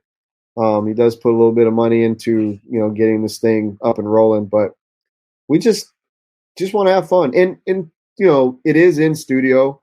But like you just said, can't do them all in studio. There's going to be, like I talked to you, I want to do a little bit of stuff at DNC. You're kind enough to offer your equipment, which I'll probably take you up on a little bit of that. But we'll probably do. Robert and I, my producer, we've been talking about doing like maybe 1 or 2 live shows a month where we take callers and shoot the shit, and maybe bring on one or 2 guests during those. So, but the whole concept is built around in studio conversations. Yeah, it's good. I like it. I really do. I keep telling you to enjoy it, and just I come back to the Neary one because I think I swear it's my favorite one, the favorite one of all of them, and where it kept me where I was like, okay, because when I listen to stuff like this, I'm so ADHD. I'm like, listen, 20 minutes, and I listen on like 1.5. I do mostly all of these things. I listen on 1.5, so I get through them faster. Sure. But I'm so ADHD. I stop and then I go do something else. Or something gets my attention to something, and I go somewhere else and do something, and I come back. But this one, I kind of sat down and I was doing stuff and listening to it while I was doing it, and I was able to sit there and just talk, because what I do is I recognize a lot of what I kind of just went through last year with him, like travel and just going and like trying to just making it, like just figuring out how to get there and being there. So it really touched on me like that. I like the producer, like, especially with the software I was telling you about, you can have a virtual producer.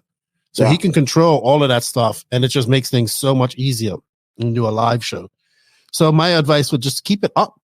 I don't know what you got planned for DNC, but I'll have my stuff. I think I'm just going to have, I'm not going to lie. It's like any other hobby. I just ordered more stuff like that I don't need, but it will make my life easier when I travel.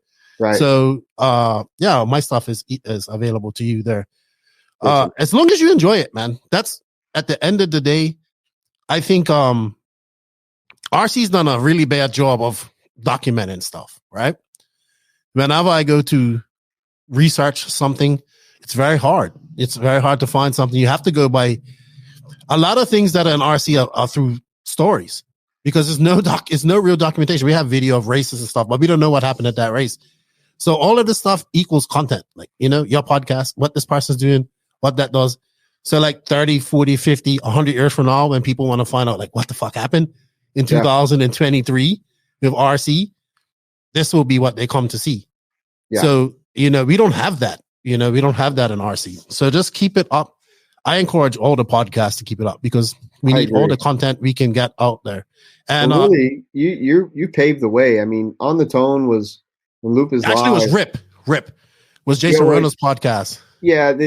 So the Rip podcast, I listened to not every single one of them by any means, but it just wasn't, to me, the other topics outside of RC wasn't stuff I was interested in. Mm-hmm. But Loop is live and On the Tone kind of like got things going, got things moving. They were kind of short-lived. I know Mark still does On the Tone, but, not to the extent of using it as a platform to, he's got his own thing. Mark MSM has gotten much bigger than On the Tone, so I understand why On the Tone's so, sporadic. But you are the one, in my opinion, and I bet a lot of people will agree with me, even the ones that do listen to the Rip and everything else. I think you're the one that kind of changed the way that people saw podcasts in our industry. I mean, look at where you're at. Is show 226 that you've done 226 shows? Yeah. Yeah. I mean, congratulations, man. That's I think it's a lot of shows. It's a lot of shows. And like you said, you're still doing it. You're obviously having fun. You're getting to live a dream that a lot of people wish they could live, and you're doing it your way. And I respect you for it, and I applaud you for it. And I lean on you for advice and stuff. And you're the one in my book. You're the one in this industry that is the podcast to model after if people want to do podcasts. No, thank you. But everybody has their own style, and you've developed it. And the one thing I tell people all the time is like, you have to want to do it, and you have to be passionate about it. So yeah, I hate planning. I hate planning podcasts. I hate sitting there taking notes, but I have to do it. But once I get in front of the microphone and start talking to people, it's like, okay, I forgot about that, and I just enjoy the conversation. But keep it up. I like it, and I like, because I remember you telling me like you want to know their backgrounds and stuff like that. That's important, because these people are humans. They aren't these robots that come here and say everything was dialed and my stuff was like this. No, they need to have fun too. They need to relax as well. So keep it up. I really enjoy it. Kyle Neary, I can't wait to see him because him and I are gonna have a great conversation in person. And the guy Robert does a really good job, So he does a really good job. I actually need to get a producer who I would give him a cool nickname. He needs a nickname though. We need to give Robert a nickname. He needs to be like Tits from Pulp MX. Yeah. All right. Well, before the next episode, we'll even use the next episode to nickname him. We'll figure it out. Yes. All right. We're gonna touch on two more things, and then I'm gonna let you go. DNC coming up. Thoughts on the new rules? There's referees and all this stuff. This is your third DNC, I think. Yeah. What do you think about all that? They're great. The rules are great as long as they're not watching me. God. I don't really care about the rules too much, like the sportsman stuff, because that's a whole nother argument. Yeah. But the referees should be interesting. I heard people pissing and moaning about it, but I'm like, fuck, man, we have to start somewhere. Like, at least is going to bring in some referees. Let's see. I mean, there's definitely some rough driving at these races, so let's see if this makes a difference. Yeah, I hope it helps. It should. I say, like the sportsman side of things, I think, you're like, man, they're going to be busy. And a lot of those guys just can't help it. And I can see why it could frustrate some of them because they're not like what we were talking about earlier, where they can't run an inch or two away from somebody without blowing a corner and running them over or whatever. And even, some of the best intermediate guys are still blowing corners and running people over. But I think it's going to be good. I like the standard that Joey's setting. I think that Roar has done an absolute terrible job at enforcing these rules, and maybe somebody in the private sector can teach them how it's supposed to be done. And I will say, I'm liking what I'm seeing with Roar, so I don't want to get on this. I could tell. I would tell you all about that. It was quite a mess. That's all I can say. So I'm not jumping on that. I'm not beating that drum right now. I'm just saying it will be nice to see if it can be done successfully, that rule, be put in place with the referees and the rough driving and stuff. As far as the chassis and all that stuff, it's so convoluted, man. It's so hard. You're basing rules on something that was a past tense. Like the whole sponsorship thing has changed nowadays. It's nothing like what it was. Maybe I think rules. It should all be time based. If like he said, like top 20 and intermediate, if you're within the top 20 in pro and intermediate, you're getting moved up. If you're within the top 15 in sportsman, you're getting moved up to intermediate. Like that to me is how it should be. The sponsorship, every single person out there at DNC has a sponsor. Maybe not 100%, whatever, but every single one of them. No one's coming that is just getting into the hobby to race DNC. So I think that's going to be a little bit tough, honestly. I agree. So this is an interesting question for you. So you got Fenn running Ultimate, and you got all these S-Works guys. You got really a couple of bullets in this race. You got a couple of horses in this race.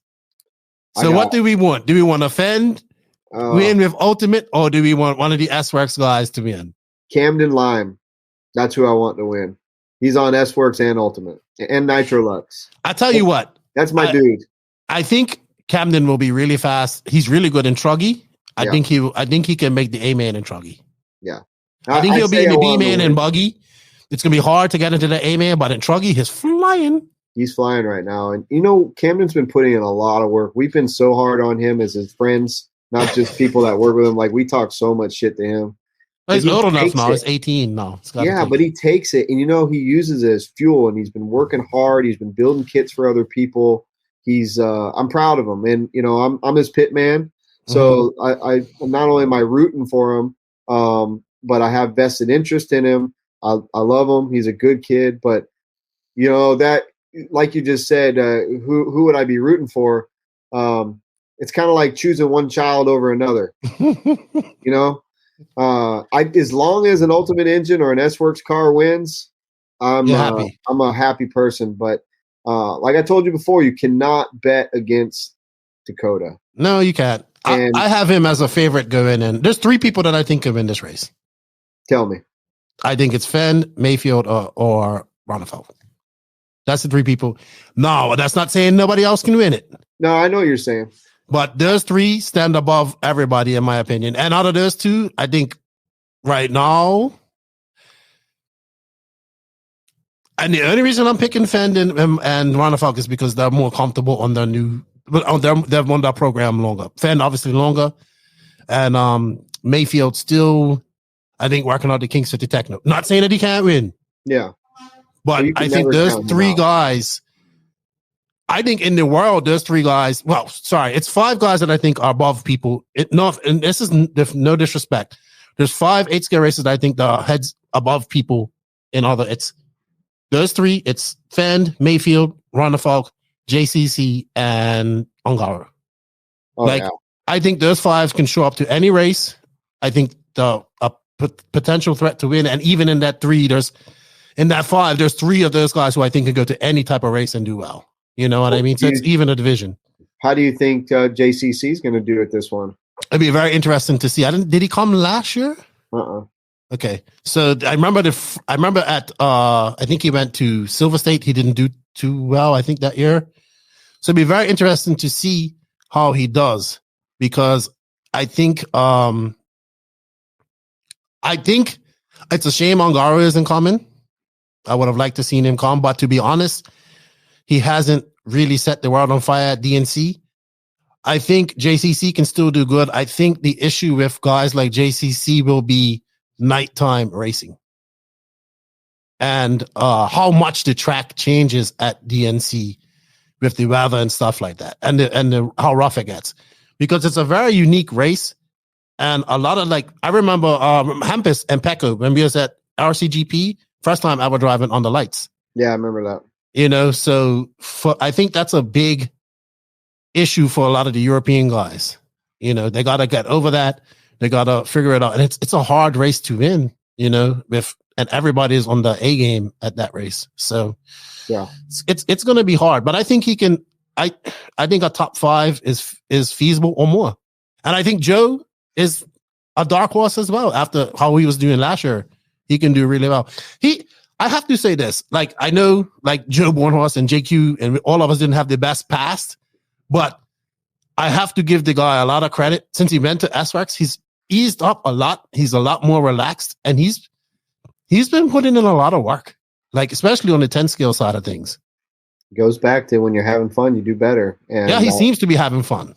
I think that he's in a camp with less Chiefs and, more Indians.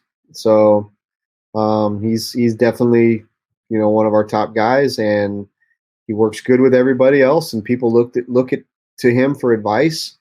So, he's in a really good spot. He's happy, and his program's good. So, yeah, I would not count him out by any means. I wouldn't count him out. I think he could win it. I think he could win it too. Yeah, he can win it. I agree. He was good last year, very good last year, so he can win it. Yeah, he would be a great win for him. TQ'd E-Buggy last year. Yeah. It's just hard to beat those guys. Those guys like Fenn and Mayfield when is on, like Mayfield and Fenn and Mayfield have beat everybody in the last 2 years in America. So the difference is for, like, people like Fenn and Mayfield is they are there all week, the week before, testing at all the tracks, running every day. I mean, there's not a lot of people that can do that, afford to do it or have the time to do it. And when you've got 2 guys that are at the top of their game, and then they can afford the time and effort and product to go and do what they do on a regular basis, it just gives them near unfair advantage. I think they're going to be awesome. I can't wait. Yeah.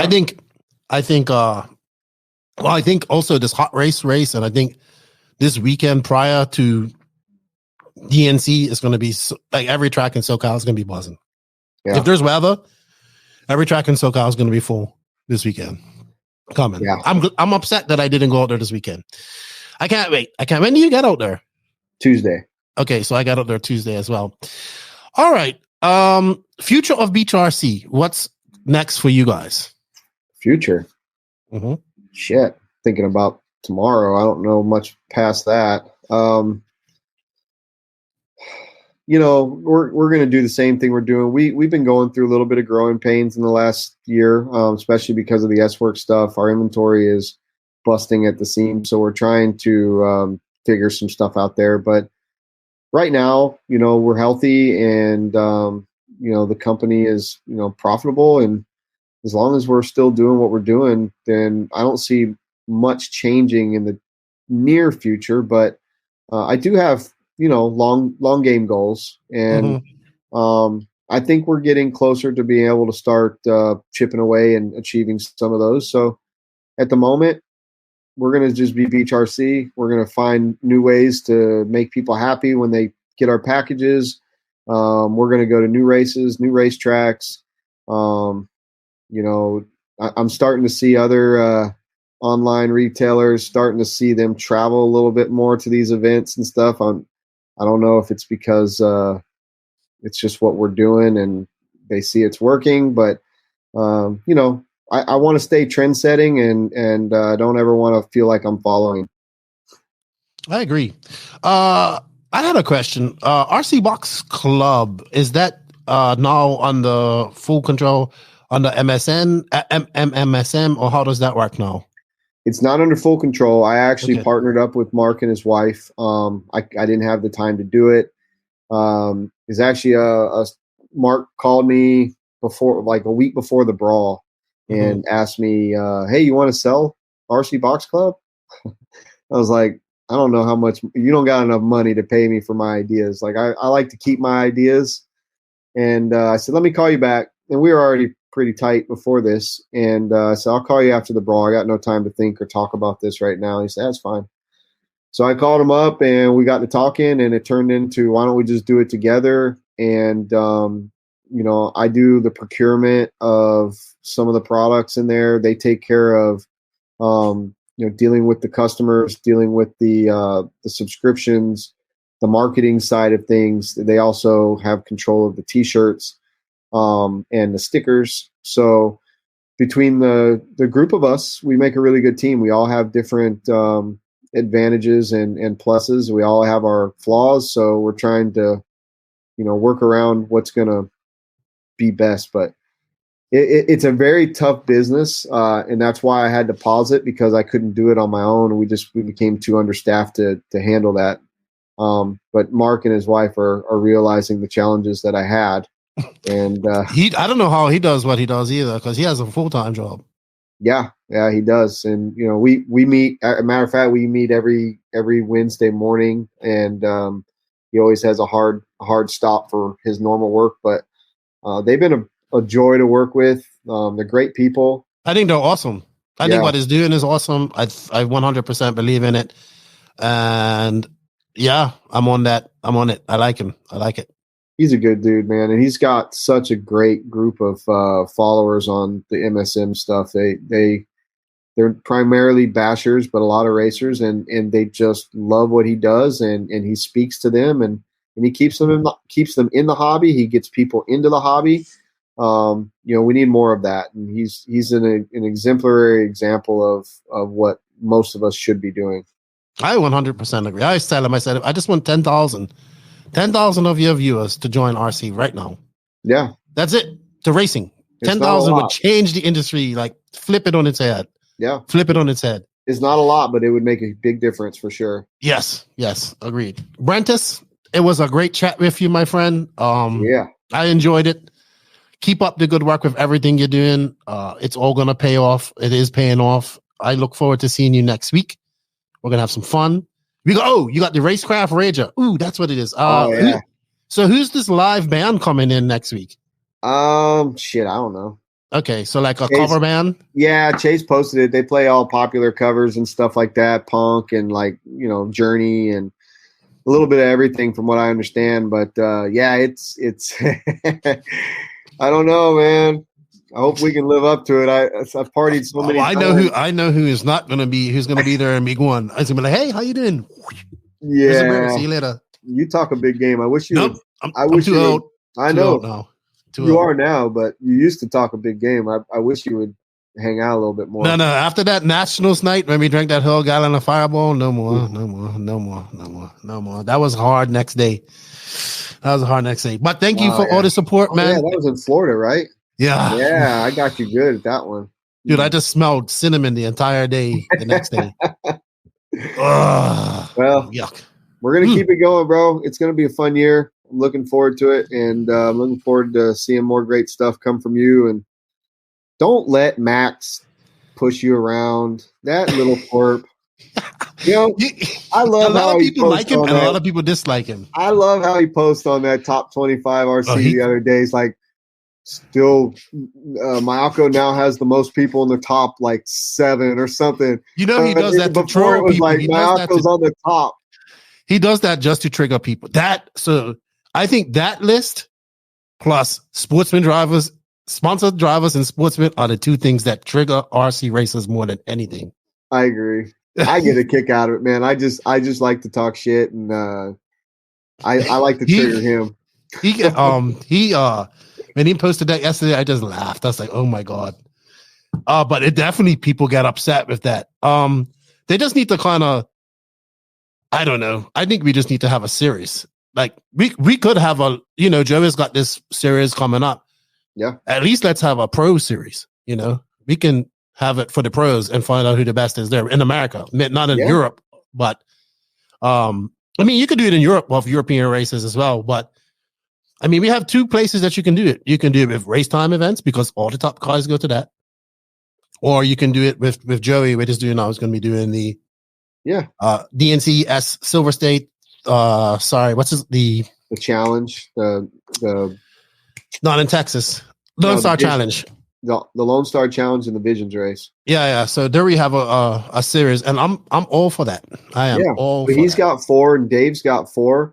If somebody took, take away all the European races, and then just for the guy that does the top 25 or anybody that does these statistics, take away all that stuff and just do pro class at those 8 races, period. No other races, or maybe add nationals in. Yeah, with that nationals. So you got 9 races and maybe throw out 1 race because some pro might not make it to one of those 9 races. 9 races. You got a series. You got a series for the champion of the country. We did it, but we only used 4 races. It just somebody has to want to do it. Mike Fuller made an American top 25, which was based off Supercross points. It was pretty good too.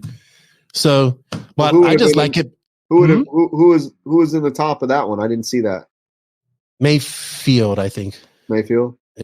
See, I like the top 25, and I appreciate him for putting in all that work.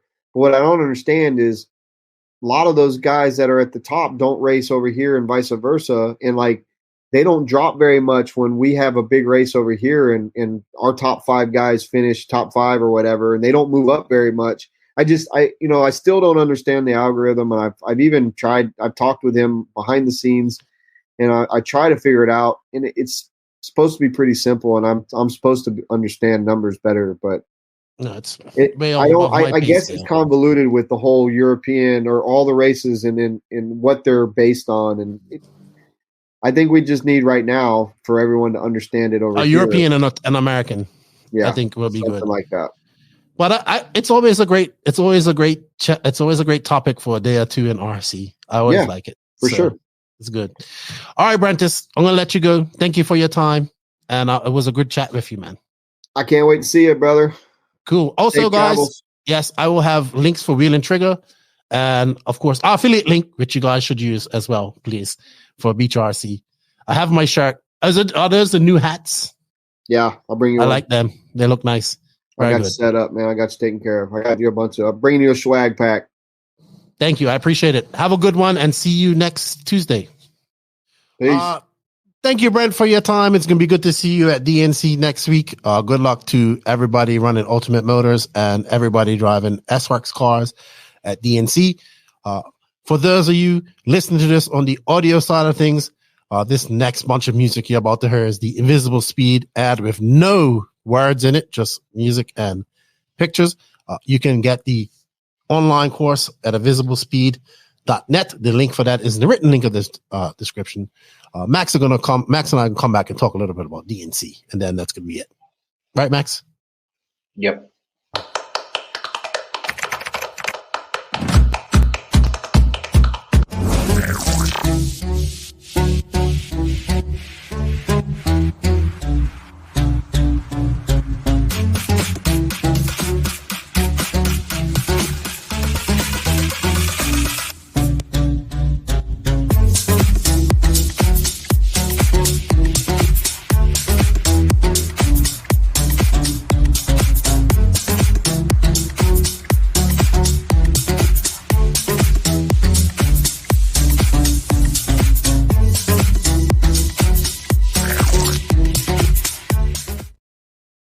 Thank you to Invisible Speed for their continued support. I will add that the 20% off and the Euros analysis does not count. This is an ad from the Euros that David Ronnefalk won, who is, you know what? Let's just get right into DNC right off the bat. Max, I think David Ronnefalk's going to win this race.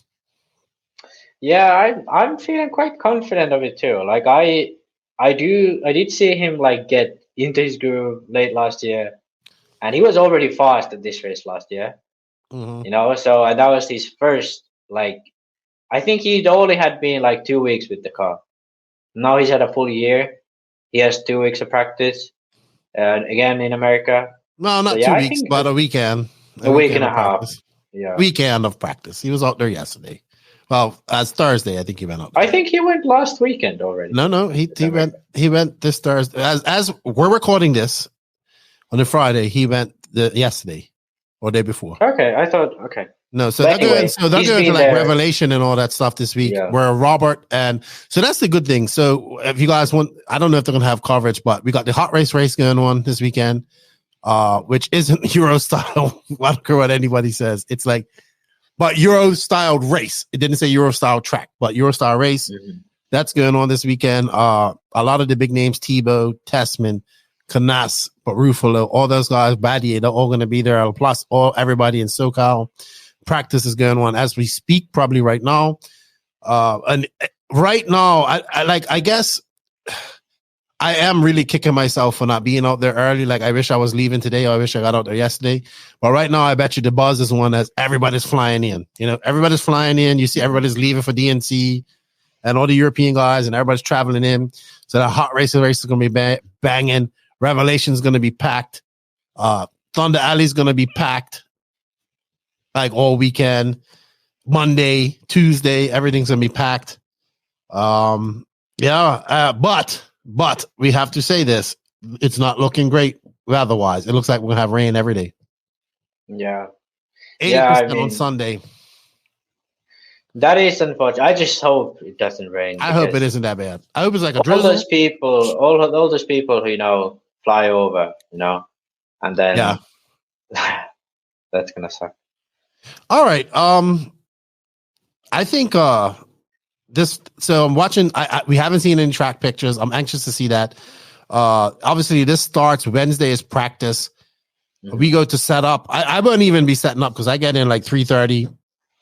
Man, I'm super excited for this race. I'm not gonna lie. Yeah, I just hope it. Like I don't want to get excited because I'll reserve myself until we actually get the cars on tracks and not just a huge amount of rain. Can't blow your lid. Like I used to do that all the time. Go up to DNC, like done. No. Yeah. All right. So let's talk about who we think is gonna be fast. All right. Fend, Mayfield, Ronnefalk. Think those top three are gonna be a little bit heads and shoulders above people. Who's gonna win out of those three? Hard to say.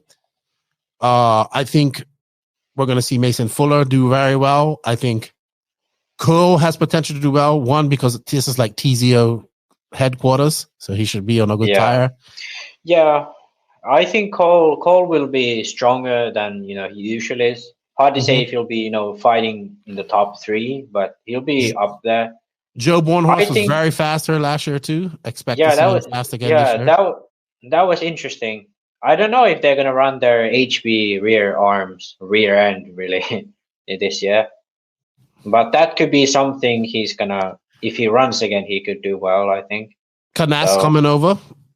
I think. Yeah. I don't know. I think Canas may struggle a little bit at this race. I think Canas will struggle, but Ruffalo will be fast in the qualifiers.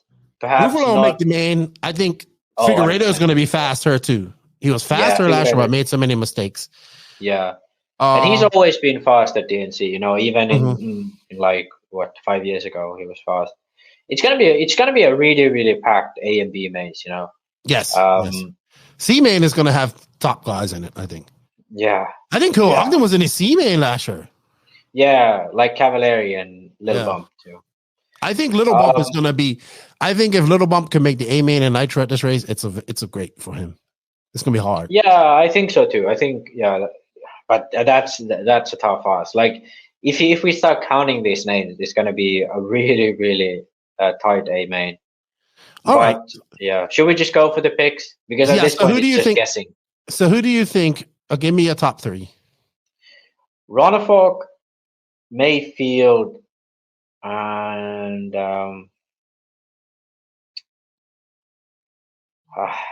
kind of have to go with. I'll go with Tessman.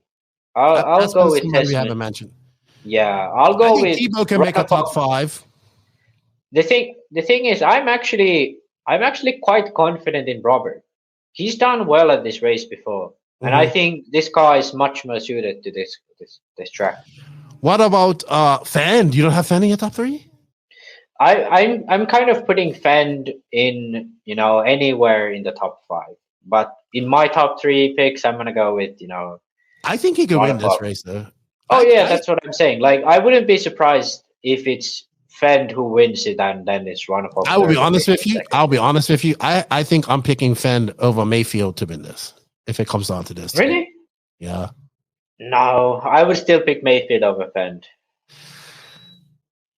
Because come on, it's DNC.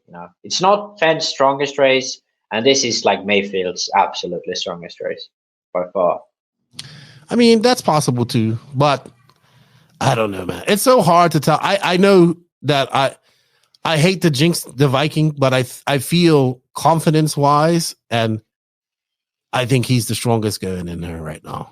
I don't think if Ongaro was going, I wouldn't even have Ongaro in my top 5. Yeah, but the Ongaro struggles at this race. Really, it's the way he sets up his car, his driving style, everything. It's like everything is against him at this. Who's your dark horse? Who do you think is going to surprise you and probably pull off a top 5 or something like that? Well, Robert is probably, Okay. I think, like, I have, like, for me, I don't feel him being a dark horse, but I think what people would expect of him, I believe he's going to be, surprising. What about Teebs? Where do you think he's going to end up? It's hard to say. These rough tracks. He is good on these rough tracks, but, he has been surprisingly good with DNC before, the past few years. But yeah, I don't know. I'd expect him. No, obviously he's going to be the main. I feel. I'd expect him to be like easily into the main. But it's going to be hard to say if he's going to have a good race or like. I'd expect him to be. Rivkin is interesting because he's had such a good weekend at Thunder Rally at the TNR race. So he won both buggy and e-buggy. But like some years, he's just really struggled with that DNC, like qualifying in the B, all that stuff. But then like that year at Thunder Rally, he ended up finishing 3rd, But then I don't think he's ever had that good of a finish at Paris, or I don't think he even had a high finish at what was that one before Fair Farm. You know who else? Good finish in Truggy. But you know who else I think will do well at this race? 2 people actually. Ryan Pavidis can do decent. Yeah, and I think Brandon Rose. Brandon Rose. Now that he's on S-Works, I think we're going to see him do a little better this year. I think so too, but I don't think this is the type of track where it's going to show. I think he's much better. On where he practice. He's practicing Thornhill, right? So it's more of a Mike's Hobby guy. It's an indoor track too, but I mean, Brandon has shown that he can. I mean, I think he's He was good at SIC. I think it will hover. I think if Brandon can get off 6th or 7th at DNC, he'd be happy with that. I don't think he made the main last year. Yeah. So I think making the main this year would be good for him. It's so much. And here's the thing. So with the weather possibly being a factor, this is where you might get out there and get one qualifier. That's gonna have to count. You can't make any mistakes. Yeah, that's gonna definitely throw a wrench into a lot of people's plans. Like a lot of people are gonna be in a very bad position after qualifying if it's gonna go down to that. Because like even last year when it was, it wasn't raining, like they ran all qualifiers, but the track conditions changed a lot. Yeah, we missed practice. And it was missed a big bit of practice. Oh yeah. So, but anyway, like the qualifying results were a mess. Like some people had a TQ and a 22 going into the last round, and it was really, really mixed up. It's gonna be interesting. I'm just getting excited. I'm ready to go. I don't want to jinx Ronnefalk, but I do think he is the heavy favorite gunner. I think his confidence level is at an all-time high. With that being said, I think Fenn's very confident. I think those two stick out in my brain just because right now Mayfield still. I think that doesn't mean he can't go out there and win. I still think he's feeling out the techno a little bit, and I think just that Ronnefalk is comfortable with his package, and I believe that Fend is obviously comfortable with his package. So yeah, Fend is probably like if it was some other track, I would be very confident. Here's going to be the key though. They can't let Fend or Mayfield get out to a lead. So if let's say it's like Fend, Mayfield, Ronnefalk, maybe there's 3 guys top 5. That pack has to, they cannot let them guys get out to lead. Like nobody can be in that mid pack. If you're in that mid pack, you're fucked. Mm-hmm. Like you're going to be just fighting that hill mid pack for 45 minutes. So you need to get out and in front, like with that there. So qualifying will be very important. So I think like Ronnefalk needs to get a qualifier. He may not qualify well at this. You know what I mean? Like, and he might TQ it. Who knows? But I think he wants to be starting first, second, or third. Yeah, I think it's hard to say. Like it's like DNC qualifying always very much of a coin toss. Like at least the past 3 years it's been. I just hope that we get the racing in. I hope I'm not people like don't say the R word. Look, we got to face facts. Like there's possibility of chance of rain every day of the race. You know what? But this race will get done. Jim and his guys will put in the effort to make it get done. We might just be on doing live streams like in the pits during live for a day or so, like when it's raining. So we're gonna have fun. We'll keep you abreast. I get out there Tuesday. Barring we have the weather, I'll be doing my regular walkabouts, my pit stuff. My laps. We're doing my live show. I'm taking the whole podcast kit out there. I think I'll have my own space to do everything. So I'm really looking forward to seeing all my friends, all the people I haven't seen for a year, and all the West Coast people. So that's great. As much as I really enjoy going to this race. It's a race that I want to go to every year. It's a race that I want to attend. And if you are an RC enthusiast, HK enthusiast, it's a race I think everybody should attend. You're looking at like one of the intermediate winners right there, probably one of the reasons why we have why these rules are being enforced now, because it was such people kicked. Actually, sorry. Oh, my camera conveniently died at that exact moment. But it was called Expert that year, not intermediate. Right. I remember everybody was upset when you won that. Yeah. When you saved JQ Racing that year.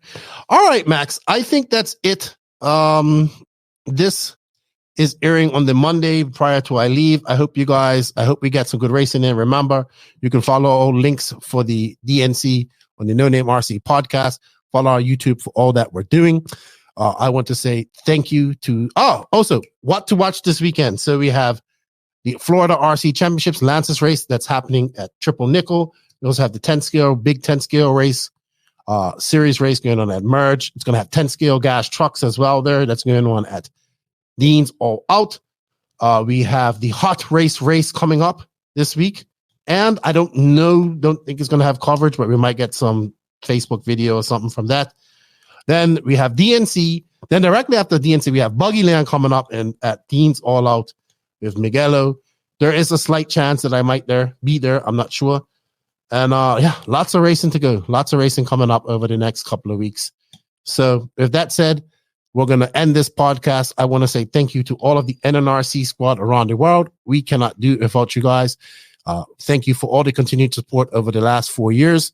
If you want to continue to support us, if you listen to the audio, please leave a comment or a review. We are kind of more focused on the YouTube side of things nowadays. So it's also rewarding to watch the podcast on YouTube. If you do go to our YouTube, please hit that sub notification, like and dislike button or dislike button. Leave a comment and share if you can. We want to get out in the algorithms. Get us out there. Please hit those buttons for us. Also, if you wish to support us a little more, want some extra perks, you can join the Patreon program or the NNRC YouTube membership program. You get perks like early release, Patreon and YouTube member podcast only, and giveaways. And also, I tried to post everything to that so you can find everything you need to do about a race on that weekend, on one spot. We can't do this without these awesome companies that support us. Remember, everybody, showing these companies some love shows the podcast some love. So if you can please do that. We have affiliate links. We have coupon codes that can save you some money for most of these links. But if you don't, just leave a comment in the written description saying, I heard about your product on the NNRC podcast. Nitro is the glory. They are invisiblespeed.net, High-Tech RC, Mayako, Sunpadal USA, TNR Fuels, Techno RC, Beach RC, Clinic RC, Lugs Racing Tires, Ignite Design RC, RaceCraft USA, Carl RC, RCGP, House of RC, Runafuck Racing, JTP RC. Gonna see my boy Bobby Badier soon. I'm excited, Max. Super excited. It would have been better if you would have been there. Thank you for your time. I'll be talking to you throughout the week. I hope you follow DNC and you have a great weekend, man. And enjoy the action from DNC. I will. I will be enjoying. I hope it doesn't rain. Just please. Yeah, me too. With that said, Nitro's the glory. E-Buggy pays the bills. If you ain't grinding, you're sliding. Lefty and Max were out. Max can't wave because his camera died, but he's virtually waving to all of you. The professor of everything.